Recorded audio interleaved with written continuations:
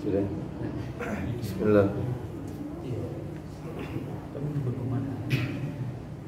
Assalamualaikum warahmatullahi wabarakatuh. Waalaikumsalam warahmatullahi wabarakatuh.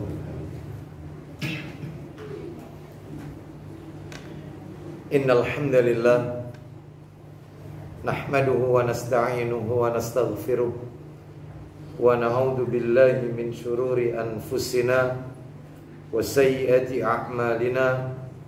Man yahdihillahu fala mudilla lahu wa man yudlil fala hadiya lahu. Wa ashhadu an la ilaha illallah wahdahu la syarika lahu wa ashhadu anna Muhammadan abduhu wa rasuluh. Ya ayyuhalladzina amanu taqullaha haqqa tuqatih wa la tamutunna illa wa antum muslimun.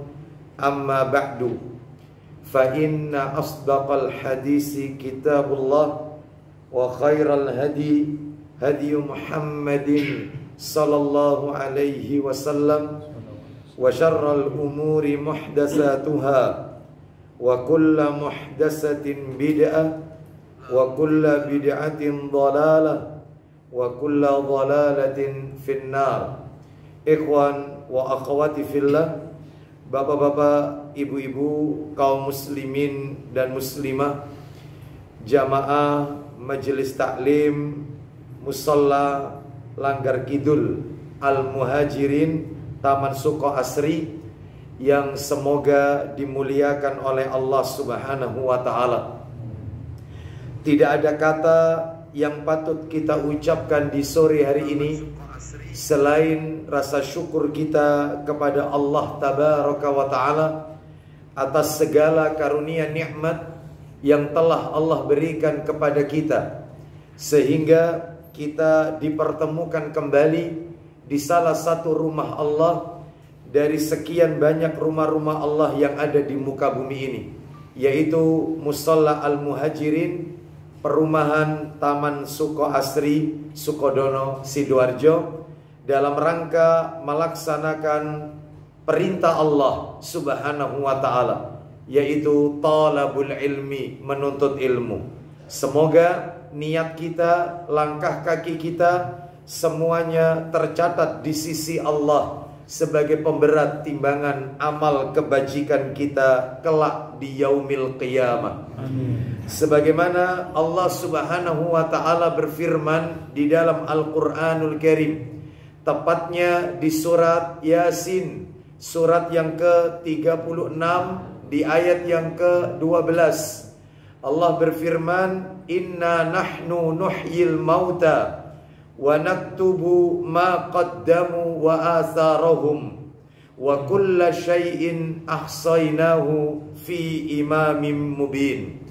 Yang menarik dari ayat ini adalah ketika Allah berfirman wa naktubu ma qaddamu wa atharahum, kami telah menulis apa-apa yang telah mereka kerjakan dan bekas-bekas yang telah mereka tinggalkan. Kata para alim ulama ahli tafsir, salah satunya yang disampaikan oleh Al-Hafidz Ibnu Katsir rahimahullah di dalam kitab tafsirnya, Tafsir Ibnu Katsir, yang dimaksud dengan Allah menulis bekas-bekas yang telah mereka tinggalkan adalah Allah mencatat langkah kaki hamba-hamba Allah yang dipergunakannya ketika di dunia untuk menuju ke tempat-tempat yang diridhoi oleh Allah Subhanahu wa ta'ala. Salah satu di antaranya adalah melangkahkan kaki ke masjid, melangkahkan kaki untuk menuntut ilmu, dan juga melangkahkan kaki ke tempat-tempat yang Allah ridha. Semoga kita semua yang hadir di majelis ini tercatat di sisi Allah sebagai orang-orang yang istiqomah, selalu melangkahkan kaki ke tempat-tempat yang Allah ridhoi. Salah satunya adalah talabul ilmi, menuntut ilmu. Bapak Ibu kaum muslimin dan muslimah rahimani wa rahimakumullah. Sore hari ini seperti biasa Kajian kita di pekan yang kedua ba'da asar di Musalla Al-Muhajirin. Pembahasan kita adalah tafsir maudhu'i, yaitu tafsir tematik, ya. Adapun yang akan kita angkat ke permukaan pada sore hari ini adalah penjelasan firman Allah surat An-Nisa, surat yang keempat, ayat yang ke-34, yang kita beri judul tatkala istri durhaka. Jadi kita membahas yaitu nukilan, penggalan firman Allah di dalam surat An-Nisa, surat yang keempat, ayat yang ke-34, yang mana kita beri judul nukilan dari firman Allah di surat An-Nisa ayat 34 ini, yaitu dengan judul tatkala istri durhaka, atau dalam bahasa syar'inya adalah nusyuz. Nusyuz adalah yaitu istri durhaka. Bapak Ibu kaum muslimin dan muslimah rahimani wa rahimakumullah. Mari kita dengarkan bersama firman Allah di surat An-Nisa ayat yang ke-34. Saya tidak baca dari awal ayat, saya baca di pertengahan ayat. Setelah Allah menjelaskan tentang ciri-ciri wanita salihah, maka sambungan dari ayat berikutnya adalah Allah menjelaskan tentang istri nusyuz. Mari kita dengarkan ayatnya, An-Nisa 34 yang ada pada bagian tengah sampai ke akhir. Allah berfirman, wallati takhafuna nusyuzahunna. Di situ poinnya. Kita ulang lagi. Wallati takhafuna nusyuzahunna fa'idhuhunna wahjuruhunna fil madaji'i wadribuhun. Ya, sampai di situ. Artinya, silakan bisa dibaca. Wanita-wanita yang kamu khawatirkan nusyuznya, maka nasihatilah mereka dan pisahkanlah mereka di tempat tidur mereka dan pukullah mereka. Kemudian jika mereka mentaati, maka janganlah kamu mencari jalan untuk menyusahkannya. Sesungguhnya Allah Maha Tinggi lagi Maha Besar. Nah, Bapak Ibu sekalian rahimani wa rahimakumullah, jelas sekali di dalam ayat ini Allah Subhanahu wa taala menjelaskan tentang yaitu wanita-wanita nusyuz. Allah katakan perempuan-perempuan yang kamu khawatirkan akan nusyuz, hendaklah kamu beri nasihat kepada mereka. Tinggalkanlah mereka di tempat tidur, artinya pisah ranjang. Dan kalau perlu pukullah mereka.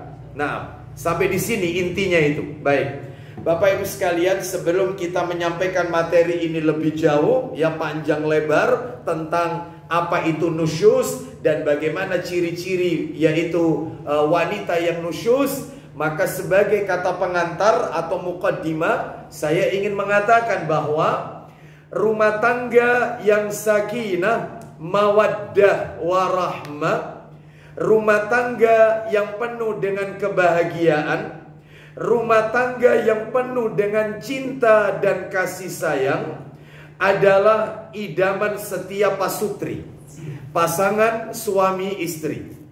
Tidak ada satupun rumah tangga yang ada di muka bumi ini yang berakhir dengan talak atau berakhir di meja hijau alias talak atau perceraian. Setiap laki-laki yang akan menikah, saya yakin kita dulu juga demikian, bahwasanya ketika dia akan masuk ke dalam mahligai rumah tangga, sebelum ijab qabul berlangsung, saya yakin yang ada di dalam hatinya adalah dia pengen punya sosok seorang istri yang soleha, yang bisa mengatur urusan rumah tangga, pandai menjaga diri, kehormatan diri saat suami ada, lebih-lebih ketika suami tidak ada, bisa menjadi ibu dari anak-anaknya, bisa yaitu mengatur yaitu rumah tangga dan seterusnya. Saya yakin itu. Begitu juga seorang wanita ketika dia yaitu akan dipersunting oleh seorang ikhwan, seorang laki-laki, saya yakin di dalam hatinya adalah dia pengen memiliki sosok seorang imam yang bisa mengantarkan dia sampai ke surga Allah Subhanahu wa ta'ala. Sebab tentunya yang diinginkan wanita adalah bukan hanya seorang suami itu memberikan makan, pakaian, dan tempat tinggal. Memang itu adalah kewajiban laki-laki dan itu hak wanita. Hak wanita adalah yaitu diberi makan, pakaian, dan tempat tinggal. Nah, itu adalah hak mereka. Tetapi kan bukan hanya itu. Tugas suami itu kan bukan menjadi mesin ATM, bukan. Tugas suami itu kan tidak hanya sebatas yaitu memberikan makan dan tempat tinggal, bukan. Hewan aja bisa ngasih makan anak-anaknya. Berarti tugas suami terbesar bukan itu. Tetapi yang diinginkan oleh seorang wanita adalah yang bisa membawa dia sampai ke surga Allah Azza wa Jal. Kenapa? Karena Allah berfirman, "Ku anfusakum wa ahlikum nara." Jagalah dirimu dan keluargamu dari api neraka. Jadi intinya setiap pasangan, suami istri, pasti menginginkan pasangan hidupnya yang saleh dan saleha. Namun, ada komanya ini. Ternyata untuk membentuk rumah tangga yang sakinah, mawaddah, warahmah, bahagia dunia akhirat, ternyata tidak semudah membalik telapak tangan. Nggak mudah. Ternyata butuh upaya, butuh kiat-kiat, butuh pengorbanan untuk merealisasikan rumah tangga yang ia idam-idamkan tersebut. Nggak mudah. Sebab di sisi lain, di luar sana ya, di luar sana masih banyak kita saksikan, kita dengarkan rumah tangga yang usia perkawinannya seumur jagung, alias singkat, tidak awet sampai kakek nenek, tidak awet sampai menghadap Allah Subhanahu wa ta'ala. Nah, cinta itu kan bukan hanya sampai mati Bapak Ibu sekalian, bukan. Cinta itu ya sampai ke surga, sampai ke akhirat kelak, seperti itu. Sebab Bapak Ibu sekalian, mohon maaf ini, kita kalau lihat di dalam ayat-ayat Al-Quran, maka cukup mengerikan. Orang-orang kafir itu, mereka ketika di dunia, mereka bercengkerama.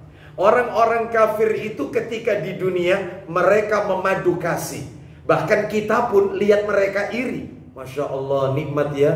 Masya Allah, dinikmati betul dunia ini. Mereka berkasih sayang, bercengkerama dengan anak-anaknya, dengan istrinya. Tapi itu di dunia. Mari kita lihat cerita berikutnya kalau di akhirat. Maka satu sama lain mereka ingin agar keluarganya jadi tebusan, agar mereka keluar dari neraka.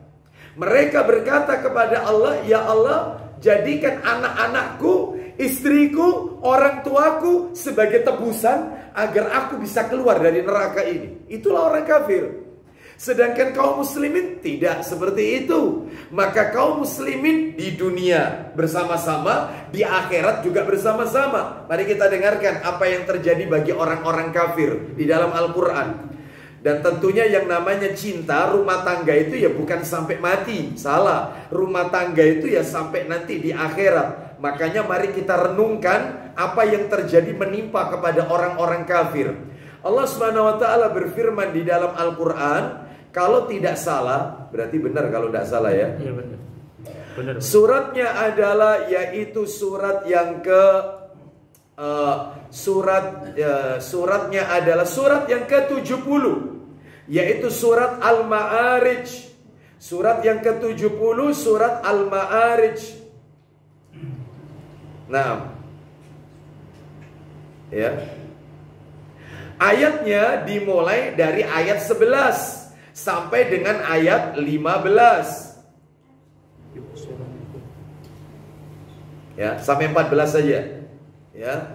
Ya, baik kita lihat ayat 11-nya Al-Ma'arij surat yang ke-70, ayatnya ayat yang ke-11 sampai dengan 14. Allah berfirman, "Yubassarunahum yawaddul mujrimu law yaftadi min adabi yawma idzin bibani wa sahibatihi wa akhi wa fasilatihi allati tu'wi Wa man fil ardi jami'an tsumma yunji. Nah, silakan baca ayat 11-nya.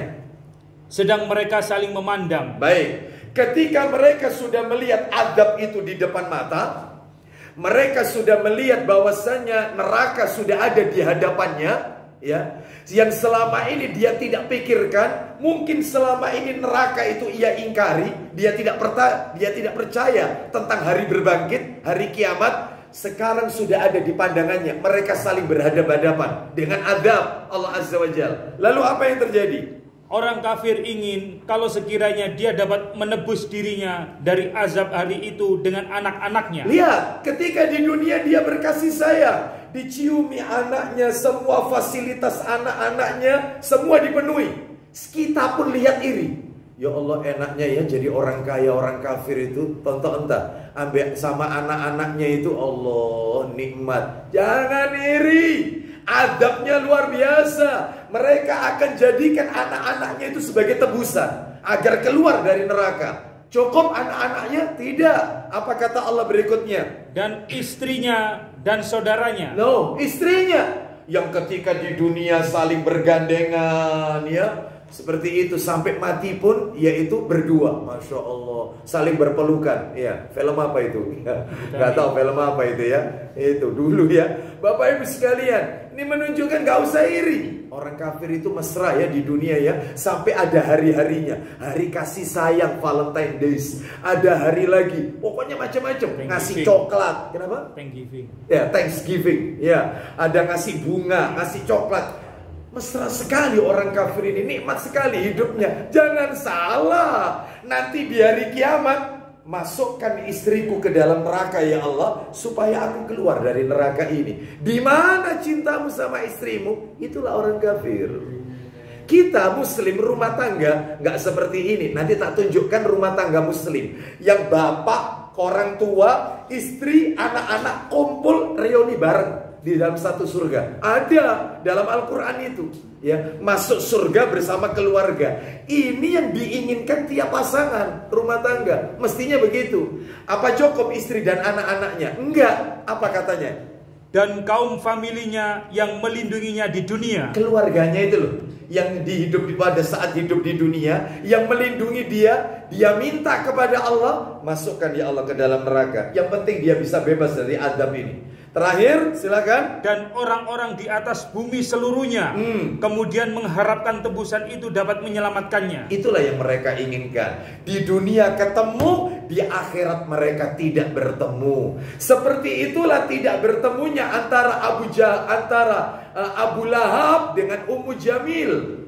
Seperti itulah tidak bertemunya yaitu orang-orang kafir, ya, pada saat nanti di hari kiamat. Di dunia bermesraan, di akhirat mereka berpisah. Satu dengan yang lain tidak bertemu, ya, tidak dipertemukan. Oleh karena itu ini orang kafir. Lah kalau orang beriman beda lagi ceritanya. Allah sebutkan di dalam Al-Quran. Mudah-mudahan kita termasuk dalam ayat yang Allah sampaikan ini, yaitu suratnya surat nomor 13 Ar-Ra'du, ya, surat 13 Ar-Ra'du, yaitu ayatnya adalah ayat yang ke 23. Ayatnya 23. Jannatu adni yadkhulunaha wa man salaha min abaihim wa azwajihim wa dzurriyyatihim wal malaikatu yadkhuluna alaihim min kulli bab. Silakan. Yaitu surga Aden yang mereka masuk ke dalamnya bersama-sama dengan orang-orang yang soli dari bapak-bapaknya. Dari bapaknya. Terus istri-istrinya. Istri-istrinya, pasangan-pasangannya. Terus dan anak cucunya. Kumpul bareng di surga Aden. Lanjut. Sedang malaikat-malaikat masuk ke tempat-tempat mereka dari semua pintu. Masya Allah. Mudah-mudahan rumah tangga kita seperti yang Allah sampaikan dalam ayat ini. Bapak Ibu sekalian, sehingga kembali yang tadi kami sampaikan, bahwasanya masih banyak di luar sana rumah tangga yang usia pernikahannya seumur jagung alias tidak awet. Ya, mereka berakhir di meja hijau alias talak. Bahkan Bapak Ibu, ya kalau boleh jujur ini ya, mohon maaf ini berdasarkan pengalaman ini ya. Mungkin saya ya salah satu orang yang sering menyaksikan seperti ini. Kenapa? Karena saya sering kali dimintai oleh pihak keluarga mempelai wanita untuk menjadi wali nikah. Karena ada sebagian di antara mereka yang orang tuanya wali nikahnya meninggal, sehingga paman-pamannya melimpahkan ke saya, atau anaknya melimpahkan ke saya, atau saudara laki-lakinya melimpahkan ke saya. Ada lagi tidak meninggal, tapi orang tuanya nggak tega melepas anak perempuannya karena anak semata wayang. Dia berat untuk khawatir pada saat ijab kabul, dia nggak tega untuk mengucapkan itu, maka diwakilkan ke saya. Nah, yang aneh adalah, dan ini sering kali saya temukan, laki-laki yang mau saya ijab kabuli ini, yang mau saya nikahkan ini, yang saya genggam erat tangannya ini, bersalaman, adalah laki-laki yang sama, yang 2-3 tahun yang lalu juga saya nikahkan. Tuh. Sering, ya. Makanya saya sering kali berkata, Mas, wajahmu itu tidak asing buat saya. Saya itu pernah nikahkan kamu. Apa katanya? Lah iya Pak Ustadz, makanya dari tadi saya nggak mau lihat Pak Ustadz.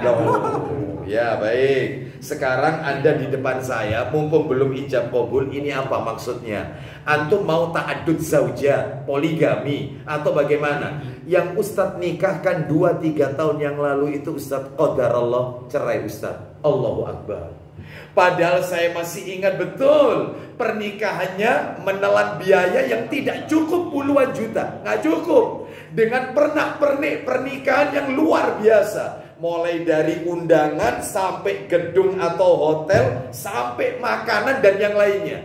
Cuman berakhir 2-3 tahun. Ya, banyak seperti ini Bapak Ibu sekalian. Oleh karena itu bahkan kalau kita lihat ini, salah satu situs yang dikeluarkan oleh Direktorat Jenderal Badan Peradilan Agama Mahkamah Agung, silakan bisa dibuka situsnya. Disebutkan bahwasanya tingkat perceraian tertinggi se-Asia adalah Indonesia.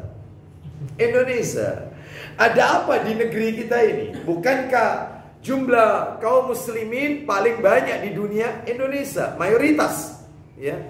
Lalu jumlah pondok pesantren, apalagi yang dikelola sesuai sunnah, sudah tidak bisa kita hitung dengan jari jemari. Banyak. Para asatid, para ustadz, tokoh-tokoh cendekiawan muslim sudah tidak bisa lagi dihitung dengan jari jemari. Banyak. Tetapi justru tingkat perceraian tertinggi Indonesia. Ada apa? Ternyata penyakitnya adalah muncul, ditemukan, yaitu rumah tangga itu tidak awet lantaran di rumah tangga itu ada satu virus. Virus itu disebut nusyuz. Dan yang namanya nusyuz, Bapak Ibu tolong diperhatikan mumpung ketemu bapak-bapak ini, ya.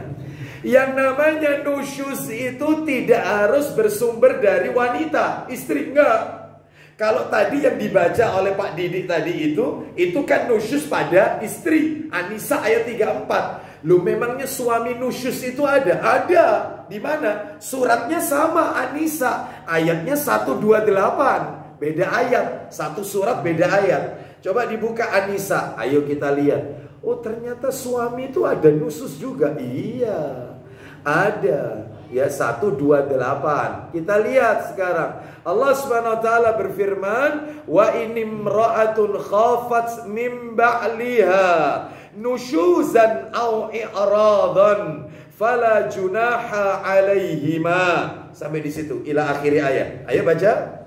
Dan jika seorang wanita khawatir akan nusyuz atau sikap tidak acuh dari suaminya. Jika seorang wanita khawatir akan nusyuz dari suaminya, sikap tak acuh dari suaminya, berarti suami nusyuz itu ada? Ada. Ya, memang betul Bapak Ibu, memang benar. Tidak ada istilah suami durhaka, tidak ada.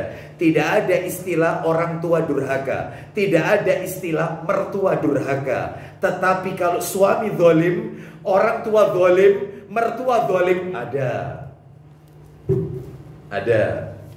Menantu durhaka, ada. Tapi mertua durhaka tidak ada. Orang tua durhaka sama anak nggak ada istilah itu. Tapi orang tua zalim banyak.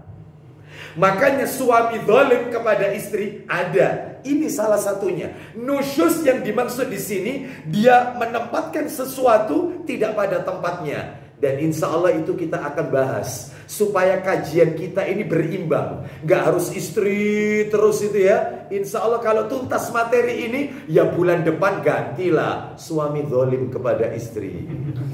Awas sampai gak datang ya. Awas. Hati-hati ya. Anda gak ridho gak datang. Ya kalau kena udzur ya lain soal ya. Kok udzurnya pas pekan kedua gitu loh ya. Luar kota. Baik, luar kota. Ada aja alasannya.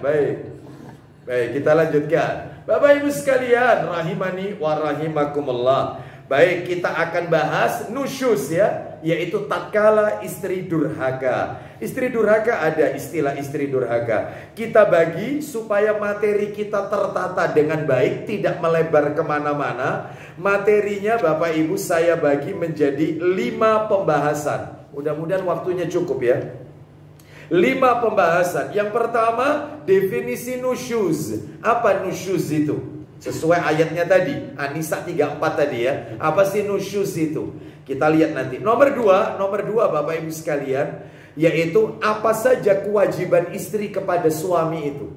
Sebab apa? Sebab salah satu ciri nusyuz itu istri yang tidak menjalankan kewajibannya. Sedangkan kewajiban istri itu haknya suami. Kewajibannya istri itu hak suami. Sehingga kalau haknya suami tidak dipenuhi, maka termasuk istri nusyuz. Bahkan nanti Bapak Ibu akan dengarkan hadisnya. Oh, merinding kita kalau dengar hadisnya. Katanya Nabi, wanita itu belum menunaikan haknya Allah sampai dia menunaikan hak suaminya. Saya ulang ya, Nabi loh yang bilang ini. Wanita itu, istri itu belum bisa dikategorikan menunaikan hak-haknya Allah sampai dia lunas menunaikan hak-hak suaminya. Berarti besar hak suami ini, besar. Ya, ini bapak-bapak dalam hati rungok. Alhamdulillah hari ini kajiannya ya. Ini jangan ini tolabul ilmi ya. Baik, karena masih banyak di luar sana suami-suami yang zalim juga kepada istrinya. Baik, jadi kajian ini mudah-mudahan menjadikan pelajaran dan membawa rumah tangga kita untuk jauh lebih baik daripada sebelumnya. Ya. Baik, jadi apa saja kewajiban istri kepada suami itu? Itu nomor 2. Yang nomor 3, Bapak Ibu, pembicaraan kita tingkatkan. Hukum nusyuz. Apa hukumnya? Haramkah? Makruhkah? Kita nanti lihat hukum nusyuz. Yang keempat, mengobati istri yang nusyuz. Cara pengobatian, terapinya gimana? Kalau kita sudah misalnya rumah tangga itu seorang suami punya istri yang ternyata masuk kategori nusyuz. Gimana cara nerapinya ini? Ngobatinya gimana? Ternyata Al-Quran memberikan jawaban. Nanti kita akan bahas mengobati istri nusyuz. Dan yang kelima, sebagai penutup Bapak Ibu sekalian, oh maaf, itu yang kelima tadi ya. Mengobati istri nusyuz. Berarti cuma 4 aja. 4 saja ya. Nanti yang nomor 4 itu yang agak panjang. Baik, kita akan bahas yang pertama Bapak Ibu sekalian, definisi nusyuz. Sebenarnya definisi nusyuz ini banyak. Para ulama mendefinisikan banyak sekali. Saya ambilkan saja satu pendapat saja, mudah-mudahan mewakili, yaitu pendapatnya Al-Hafidz Ibnu Katsir rahimahullah di dalam tafsirnya, tafsir Ibnu Katsir jilid 2 halaman 99, ketika mengomentari ayat tadi An-Nisa 34. Apa kata Ibnu Katsir rahimahullah? Bisa searching ya, bisa nanti dilihat kok apa kata beliau Ibnu Katsir rahimahullah. Nusyuz itu adalah, kata beliau ini ya, yaitu tinggi diri. Satu, tinggi diri. Terus sombong terhadap suami. Sombong itu apa? Sombong itu batorul haq wa ghamtun nas. Sombong itu menolak kebenaran dan menganggap remeh orang lain. Jadi istri yang sombong kepada suami, nasihat suami nggak pernah dihiraukan. Jadi selalu disepelekan. Ya, suami itu kalau nasihati, misalnya dicontoh, Apa? Suami manggil istrinya apa? Beb, beb misalnya, beb. Beb. Yang. Ya, beb. Yang kamu kalau keluar rumah lain kali jangan seperti itu. Aku pernah dengarkan ada seorang ustadz, istri kalau keluar rumah berhias, berdandan, pakai harum-haruman, itu nggak boleh. Karena wanita itu boleh memakai parfum itu di dalam rumah. Itu justru dosa besar loh, Beb. Ya. Apa kata istrinya? Halah. Dia menolak kebenaran. Dia nggak mau dinasehati. Kamu tahu apa? Ya. Kabeh sing ngurus iki aku. Wong kon karek mangan tok ya repot. Banyak loh perempuan gitu. Karena suaminya enggak kerja soalnya. Yang kerja dia. Ada nggak istri model kayak gini?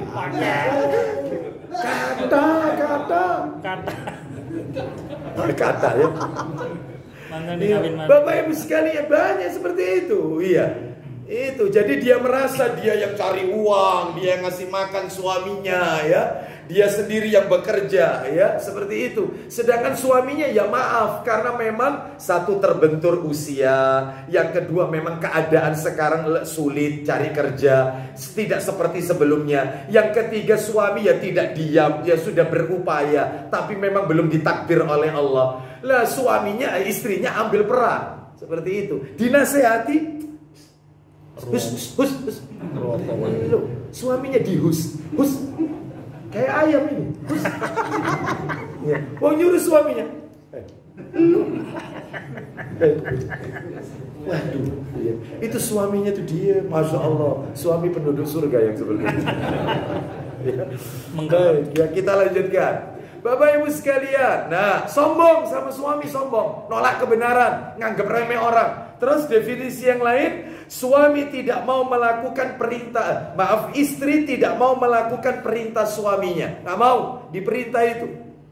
Ya, masa gini nggak boleh, gini nggak boleh. Oh, mulai ya seperti itu. Masa harus begini terus, ya dan seterusnya. Ya, baik kita lanjutkan. Jadi tidak mau melakukan perintah suami. Suaminya nyuruh, kamu itu mbok ya, oh taklim, wong deket ya, nggak apa-apa, tak izinkan supaya dapat ilmu. Itu sudah, nanti tak fasilitasi, butuh kendaraan, masya Allah ini ya. Sudah taklim, taklim terus taklim. Aku sumpah ya, sumpah kenapa memangnya? Ustadznya ya itu aja. Itu ya, materinya ya itu saja, seperti itu. Baik, dan seterusnya alasannya. Jadi menolak perintah suami, termasuk yaitu berpaling dari suaminya, berpaling, termasuk menentang suami. Ini sudah level tinggi ini, menentang ya, dan membenci suaminya. Oh ya, Ustadz, ada nggak Ustadz rumah tangga itu yang diawali dengan kebencian? Bukan yaitu dengan cinta. Ada. Bapak Ibu pengen tahu contohnya siapa? Rasul sama Sofia. Memangnya Sofia dinikahi Rasul itu karena cinta? Bukan. Karena dia dendam, karena dia sakit hati. Kenapa sakit hati? Karena saudara-saudaranya gugur semua ketika peperangan, dan itu semua Rasul SAW, yaitu yang membunuh ketika peperangan. Nabi menikahi Sofia, awalnya benci. Karena kebaikan Rasul dengan istrinya ya. Makanya wanita itu diibaratkan oleh Nabi dalam hadis, yaitu dalam Sahih Bukhari, qawarira, gelas-gelas kaca. Wanita itu diibaratkan gelas-gelas kaca. Jadi Nabi betul-betul membimbing istrinya luar biasa, sampai akhirnya jatuh hati. Berarti ada Ustadz ya, rumah tangga itu diawali bukan cinta, tapi benci. Iya, cinta itu setelah menikah, bukan sebelum menikah. Buktinya Rasul dengan Sofia. Itu. Oleh karena itu Bapak Ibu sekalian rahimani wa rahimakumullah, maka dalam hal ini seorang istri yang membenci suaminya, tidak mencintai suaminya, tidak memahami kekurangan suaminya, ini termasuk nusyuz. Ini kategori definisi yang disampaikan oleh siapa tadi? Al-Hafiz Ibnu Katsir rahimahullah. Ini sudah mewakili dari sekian banyak pendapat. Sekarang kita masuk saja. Jadi intinya, kesimpulannya, nusyuz itu adalah istri, kalau mau disimpulkan ya, istri yang tidak lagi menjalankan kewajiban-kewajibannya, hak-haknya suami tidak dipenuhi. Itu aja. Intinya itu, kalau mau disimpulkan. Sekarang kita masuk materi nomor 2. Naik lagi materinya. Kalau tadi definisi, sekarang kita mencoba mengetahui apa sih kewajibannya istri itu? Apa sih hak-haknya suami yang wajib dipenuhi oleh istrinya? Ayo Pak Didik, sebelum kita bahas satu persatu, maka kita dengarkan dulu dalilnya. Tolong dibuka kitab Sahih Targhib wa Tarhib. Riwayatnya adalah riwayat At-Tabrani, Sahih Targhib wa Tarhib, nomor hadis 1943. 1943. Baik, kita baca ya.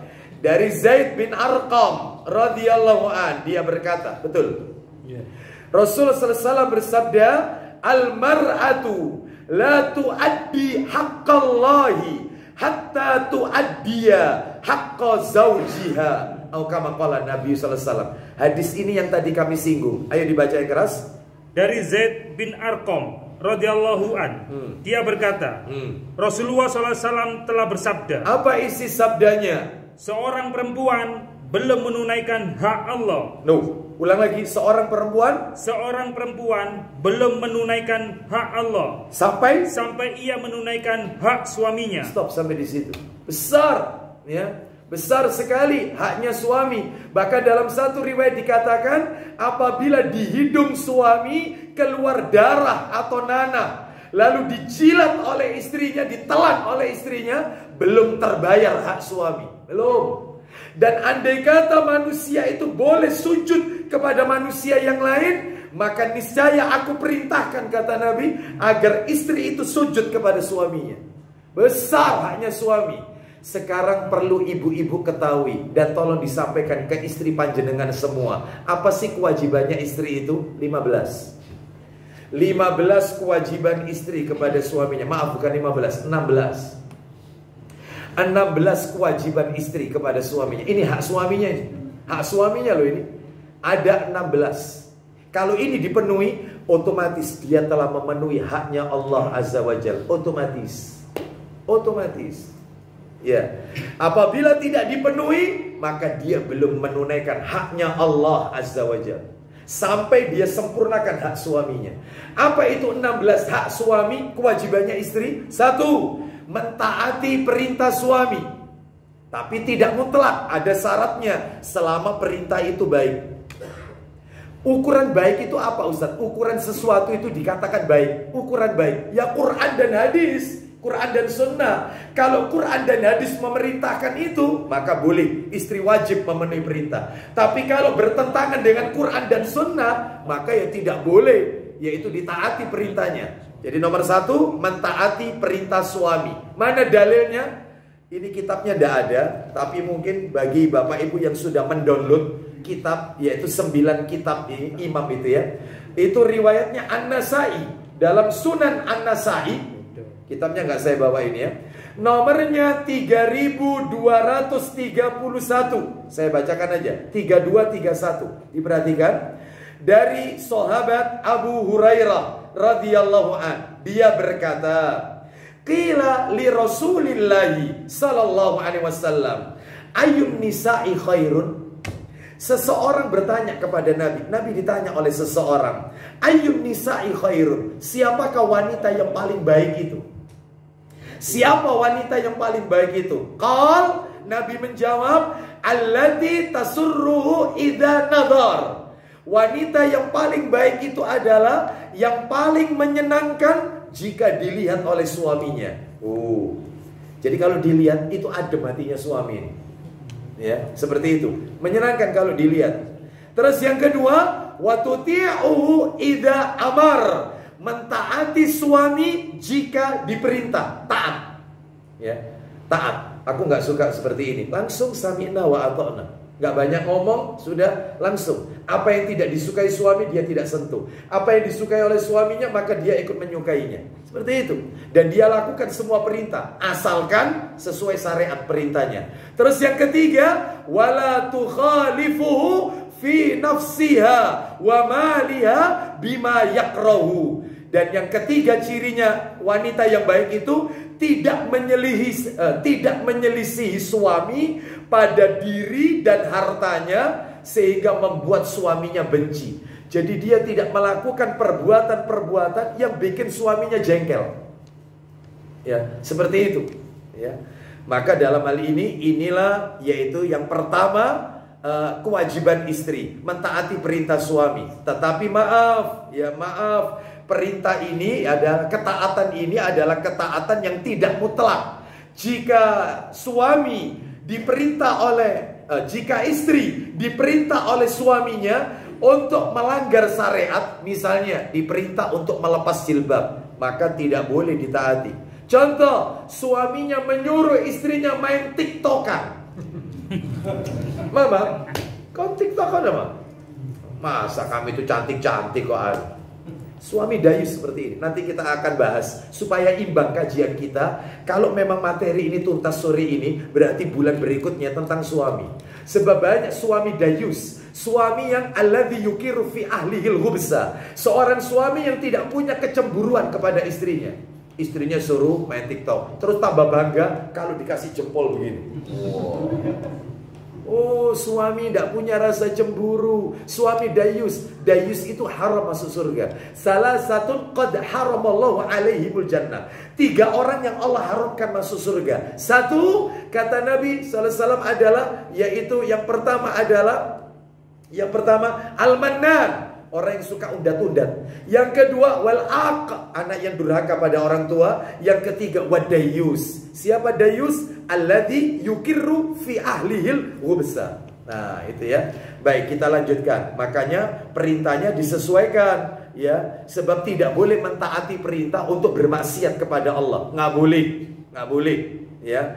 Misalnya suaminya menyuruh, yaitu meninggalkan sholat. Suaminya menyuruh, maaf saya pakai bahasa syar'i aja karena ada anak kecil. Suaminya meminta, yaitu jima pada saat dia halangan, ya, atau suaminya memerintahkan istrinya untuk melayani jima tidak pada tempatnya yang disyariatkan oleh Allah dan Rasulnya sallallahu alaihi wasallam. Nah, ini nggak boleh, nggak boleh ditaati, ya, nggak boleh karena haram, ya. Bahkan Allah SWT, bahkan Rasul SAW mengatakan silakan mendatangi istri dari arah manapun asalkan pada tempat yang disyariatkan, ya. Baik, kita lanjutkan. Mana dalilnya? Tambahan dalil. Ayo dibuka Sahih Bukhari. Oh, mohon maaf, Sahih Muslim, bukan Bukhari. Sahih Muslim. Nomornya 1807. 1807. Itu nomor cetakan terjemahan. Kalau nomor aslinya beda lagi, 1840 nomor asli. Kita baca yang cetakan terjemahan. Nabi bersabda, la ta'ata fi maksiatillah, innama ta'atu fil ma'ruf. Silakan. 07. Ya, 1807. Ali bin Abi Thalib radhiyallahu an. Dari Ali bin Abi Thalib radhiyallahu an. Ya. Katanya, pada suatu ketika Rasulullah SAW mengirim sepasukan tentara ke medan perang. Terus, dan mengangkat seorang laki-laki menjadi komandan mereka. Lanjut. Sampai di suatu tempat, sang komandan menyalakan api unggun. Terus, dan memerintahkan anak buahnya melompat ke dalam api unggun tersebut. Nah, ini pemimpin yang menyelisihi, ya, memerintahkan anak buahnya untuk masuk ke api unggun itu. Lanjut teruskan. Sebagian anak buahnya telah siap hendak melompat ke dalam api tersebut. Terus, tetapi yang lain berkata, ya, kita harus lari dari api itu. Ya. Peristiwa itu mereka laporkan kepada Rasulullah SAW. Lanjut. Maka beliau bersabda, ini isinya, silakan. Seandainya kamu melompat ke dalam api itu, maka kamu akan senantiasa berada di dalamnya hingga hari kiamat nanti. Allahu Akbar. Adab. Ya. Terus, kemudian beliau berkata pula kepada yang lain dengan lemah lembut. Ya, apa itu? Tidak wajib taat terhadap perintah untuk mendurhakai Allah. Nah, ya. Tetapi taat itu hanya wajib dalam rangka menegakkan kebajikan. Nah, taat itu dalam yang ma'ruf, bukan yang menyelisihi. Disuruh lepas jilbab, ya jangan ditaati. Ya, kalau di rumah ya enggak apa-apa. Ini keluar rumah disuruh lepas jilbab, nggak boleh. Kita lanjutkan sekarang nomor 2. Kewajiban istri kepada suami yang kedua, berdiam di rumah, tidak keluar kecuali izin suami. Lebih banyak berdiam di rumah Dia kalau keluar izin dengan suaminya, sekalipun untuk keperluan sholat ke masjid, tetap harus izin. Meskipun untuk sholat ke masjid, izin. Sebab banyak wanita zaman sekarang itu kalau izin keluarnya pakai ini, paket terusan. Tahu paket terusan? Ya, izinnya itu, Pak, aku nanti izin taklim. Oh iya, kemana? Suko Asri, Langgar Kidul Al Muhajirin. Oh iya, hati-hati. Ya, baik. Sudah, ternyata biasanya kajian selesai jam 5. Ini sampai maghrib gak datang. Ditelepon. Halo, assalamualaikum. Di mana kau? Kajiannya sampai kau niki mela be Abu Asram apa ya apa? Kata suaminya. Bareng bisa namanya apa? Itu. Aku tadi itu habis taklim, Pak. Tadi itu ternyata ibu-ibu ngomong ada jamaah kita yang sakit, akhwat. Makanya aku mumpung deket Suko Asri, aku melok nyambangi pisan. Lah terus dari situ aku kok ketok ono jajan, itu loh pakai terusan. Mestinya nggak boleh. Selesai, mestinya mau jenguk itu telepon dulu. Ini ada teman sakit, ada jamaah akhwat sakit. Boleh ndak aku jenguk? Suami kalau bilang pulang ke rumah. Nanti kalau masalah jenguk tak antarkan lagi, tidak apa-apa. Sekarang pulang aja. Selesai. Ini tidak. Ya diterus-teruskan itu pakai terusan. Nah itu loh. Ya itu. Ilmu mesisan itu apa itu? Ya itu ilmu mesisan itu. Banyak gak yang kayak begini? Kata. Gak boleh Bapak Ibu sekalian. Ya ibu-ibu gak boleh ya. Jadi izin ya. Wong sekarang itu mudah, ada media telekomunikasi, bisa telepon. Mana dalilnya? Buka surat 33 ayat 33. Surat nomor 33 ayat 33. Al-Ahzab ayatnya 33. Surat 33 ayatnya 33. Mudah diingatkan. Allah Subhanahu wa taala berfirman, "Wa qarna fi buyutikunna wa la tabarrajna tabarrujal jahiliyatil ula wa aqimnas salata wa atinas zakata wa ati'nallaha wa rasulah." Silakan. Dan hendaklah kamu tetap di rumahmu. Tuh, bagi ibu-ibu. Terus, dan janganlah kamu berhias dan bertingkah laku seperti orang-orang jahiliyah yang dahulu. Baik, tabarruj, nggak boleh tabarruj. Contohnya tabarruj yaitu tadi, yaitu dia berhias ya dengan menghias wajahnya untuk dilihatkan laki-laki yang bukan mahram, itu tabarruj. Ya. Termasuk keluar rumah dengan memakai parfum, itu tabarruj. Memperlihatkan yaitu perhiasannya, itu tabarruj. Cincinnya, ya gelangnya, ini nggak boleh, harus tertutup ya. Lah terus wanita pakai itu kapan? Di rumah. Mau sampai sini perhiasan, nggak apa-apa pakai, nggak apa-apa. Di rumah ya. Adapun ketika keluar rumah, nggak boleh. Mau pakai sepatu saja, sandal, maka janganlah memakai sepatu atau sandal yang haknya tinggi, karena akan menimbulkan suara, dan suara itu yang menyebabkan laki-laki, maka dia akan memiliki pikiran yang sampai seperti itu. Wanita itu dieman itu sama syariat itu seperti itu. Ya, tapi terkadang banyak wanita yang tidak paham, katanya mengekang, padahal Allah itu yaitu memberikan syarat seperti itu untuk memuliakan kehormatannya, seperti itu ya. Jadi jadi jangan memakai sandal yang bisa menimbulkan suara cetok itu nggak boleh. Yang rata saja, yang rata. Sampai seperti itu ya. Baik, kita lanjutkan. Sekarang yang nomor oh sebentar, belum nomor 3. Saya tambahkan dalil lagi. Tambah lagi dalil Sahih Muslim nomornya 397, cetakan terjemahan. Kalau nomor aslinya 442, 397. Kita dengarkan, wanita ke masjid aja izin. Ya, silakan. Dari Ibnu Umar radhiyallahu anhuma. Ayo. Silakan. Dari Abdullah bin Umar radhiyallahu anhuma, dari bapaknya. Ya. Katanya Rasulullah SAW bersabda, isinya, janganlah kamu halangi kaum wanita merebut keuntungan di masjid. Apabila dia minta izin kepadamu. Izin ke masjid aja untuk keperluan sholat, minta izin. Baik, kita lanjutkan nomor 3. Taat pada suami. Maaf, sekali lagi maaf, taat kepada suami ketika diajak jima, sekalipun dia ada di dapur, meskipun repot, tinggalkan. Penuhi ajakan suami. Penuhi. Loh, terus Ustaz, kalau ditinggal gosong daripada di akhirat gosong. Penuhi, tinggalkan itu, matikan itu. Iya. Suami bilang, ayo. Ya Allah, pura-pura lali, amnesia ya. Itu, seperti itu. Maka penuhi ajakannya. Iya, iya. Penuhi ajakannya, penuhi. Nggak boleh ditunda-tunda, nggak boleh. Nggak boleh. Setalak, nggak bisa. Nggak bisa. Penuhi. Kadang-kadang istri puasa Senin Kamis, suaminya pulang jam 4 sore. Iya. Ternyata suami bilang, ayo. Ya. Apa kata? Setalak, mari. Wis lah, moco-moco opo dulu ya, moco Quran gitu ya, lihat TV gitu, biar pikir kamu udah aneh-aneh. Loh, nggak boleh. Harus, berarti dibatalkan Ustaz, meskipun maghrib kurang setengah jam. Batal nggak? Penuhi, nggak boleh menolak, nggak boleh menunda jawaban, nggak boleh. Ya, dengarkan ibu-ibu sekalian ya, ini nggak boleh. Mana itu dalilnya? Ayo silakan dibuka. Dalilnya yaitu di dalam kitab Sahih Targhib wa Tarhib.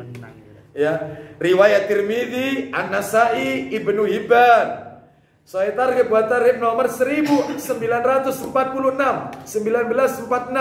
Kita dengarkan dari Talaq bin Ali radhiyallahu an. Silakan.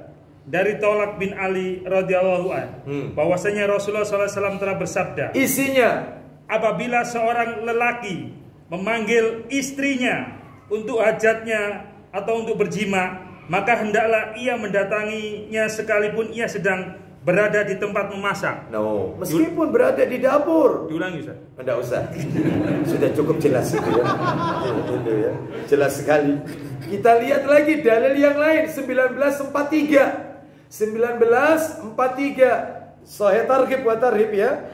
Dari apa ini kita lihat 1943 ya, mundur dari nomor sebelumnya. Sudah.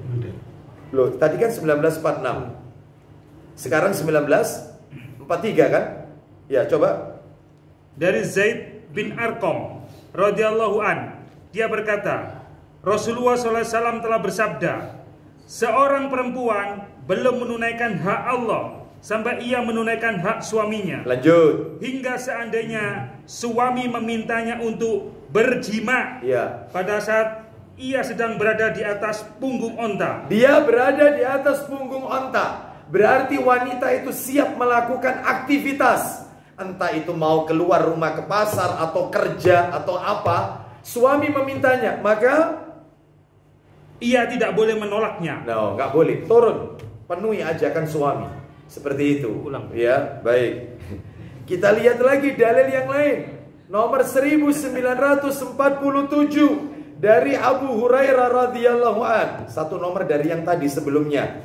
Ya, 1947 riwayat Bukhari, Muslim, Abu Dawud dan An-Nasa'i. Silakan. Dari Abu Hurairah radhiyallahu an, dia menuturkan, Rasulullah SAW bersabda, ya, apabila seorang lelaki mengajak istrinya ke tempat tidurnya untuk berhubungan, lalu ia tidak mendatanginya, kemudian suami melewati malam dalam keadaan marah kepadanya, niscaya ia dilaknat oleh para malaikat hingga waktu pagi. Nah, dilaknat oleh malaikat. Berarti ini tidak diperbolehkan. Sekarang nomor 4, kewajiban istri kepada suami tidak berpuasa sunnah ketika suami ada, kecuali dengan izin suami. Jadi tidak boleh puasa sunnah ketika suaminya ada. Tolong diingat-ingat kalimat ketika suaminya ada. Ya, kalau suaminya itu tidak ada, di luar kota, ya misalnya besok hari Senin ya, suaminya ada di luar kota, maka tidak perlu minta izin kepada suami. Silakan dia bisa berpuasa sunnah ya. Adapun kalau suaminya lagi libur di rumah ya, itu persis hari Senin Kamis, sedangkan wanita ini terbiasa Senin Kamis, maka dia harus minta izin. Boleh nggak aku besok puasa Senin Kamis ya. Baik, jadi minta izin. Nomor 5, kita jadikan satu dalilnya. Nomor 5, tidak mengizinkan orang lain masuk ke rumah kecuali dengan izin suami. Tidak mengizinkan orang lain masuk ke dalam rumah kecuali dengan izin suaminya. Nggak boleh, ya. Itu memasukkan orang ajnabi, orang asing yang bukan mahram ke dalam rumahnya kecuali atas izin suaminya. Seperti itu. Dan kalau bisa disertai dengan mahramnya wanita tersebut, anak laki-lakinya atau suaminya. Ya. Sebab masih banyak di luar sana para wanita itu yang sok care. Apa sok care itu? Sok peduli, ya. Sok berbuat baik, padahal itu keliru. Contoh. Ya, saya masih beberapa itu menyaksikan yang seperti ini. Ada seorang wanita di rumah lagi menyapu halaman rumahnya, halaman depan. Tiba-tiba datanglah, yaitu laki-laki lewat di depan rumahnya, dan laki-laki ini adalah tokoh masyarakat, RT atau RW lah, ya, ulil amri setempat. Itu kadang-kadang yang menyapa itu adalah wanita. Assalamualaikum Pak RT, mulai dia yang menyapa. Waalaikumsalam Ibu, monggo, gitu ya. Kok sendirian Pak RT? Mulai soker, ya. Terus seperti itu. Iya tadi ibunya anak-anak lagi nganter sekolah anak-anak tadi. Oh iya, mampir Pak RT. Nggak boleh. Seperti itu. Termasuk ibu-ibu belanja. Kan banyak tukang melijo itu yang berkeliling itu bukan perempuan, kadang-kadang laki-laki. Itu kadang-kadang karena dia lama tidak jualan, begitu jualan, kadang-kadang si wanita ini yang menegur. Sok membuka pembicaraan, sok care. Nggak usah, nggak ada perlunya. Misalnya dengan kata-kata, "Yang dia ya mas, pirang-pirang dino kok gak ketok." Ya. Ngapain? Apa perlunya? Apa perlunya? Anda sebagai suaminya tanyakan ke istri Anda, apa perlunya kau tanya itu?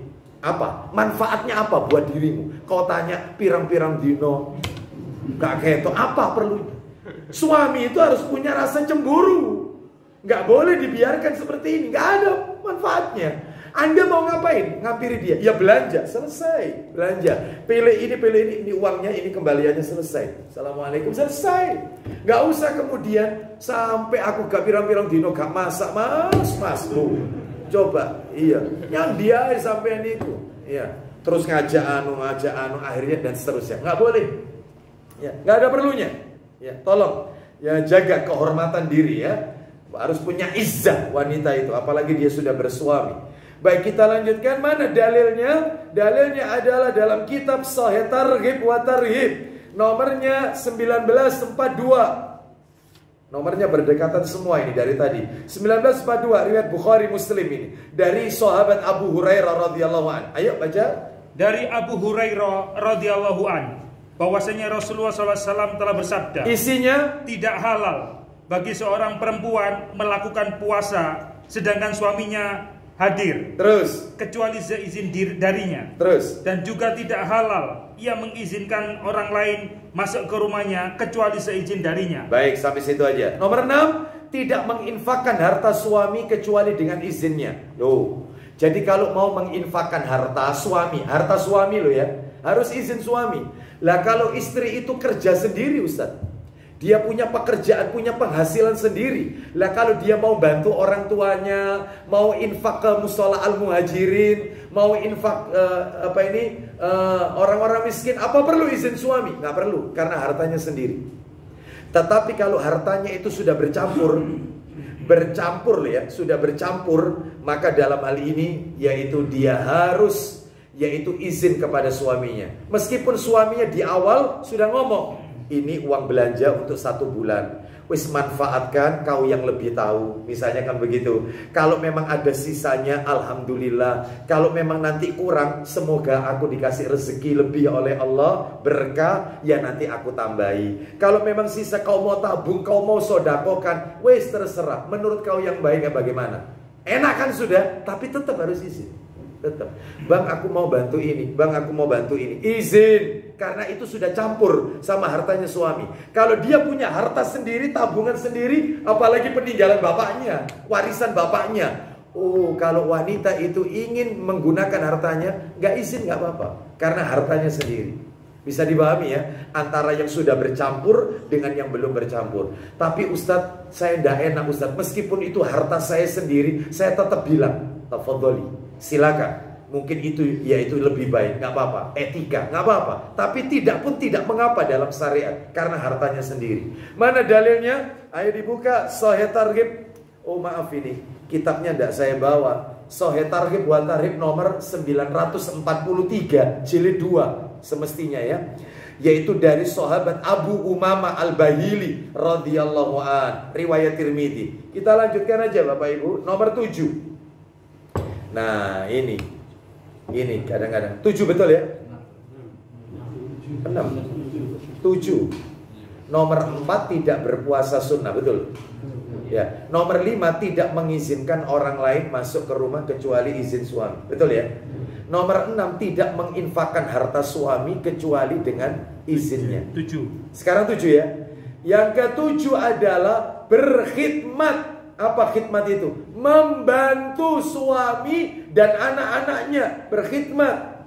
Apalagi kalau suami nggak mampu misalnya karena faktor usia, karena sakit, istri harus membantu suaminya, berkhidmat dia.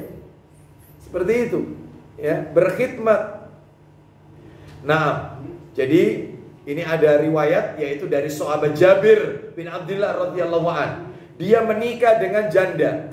Lalu kemudian Nabi bertanya kepada sahabat Jabir, "Aku dengar katanya kau sudah menikah." "Benar wahai Rasulullah." "Dengan gadis atau dengan janda?" "Dengan janda wahai Rasulullah." "Kenapa kau tidak menikah dengan gadis?"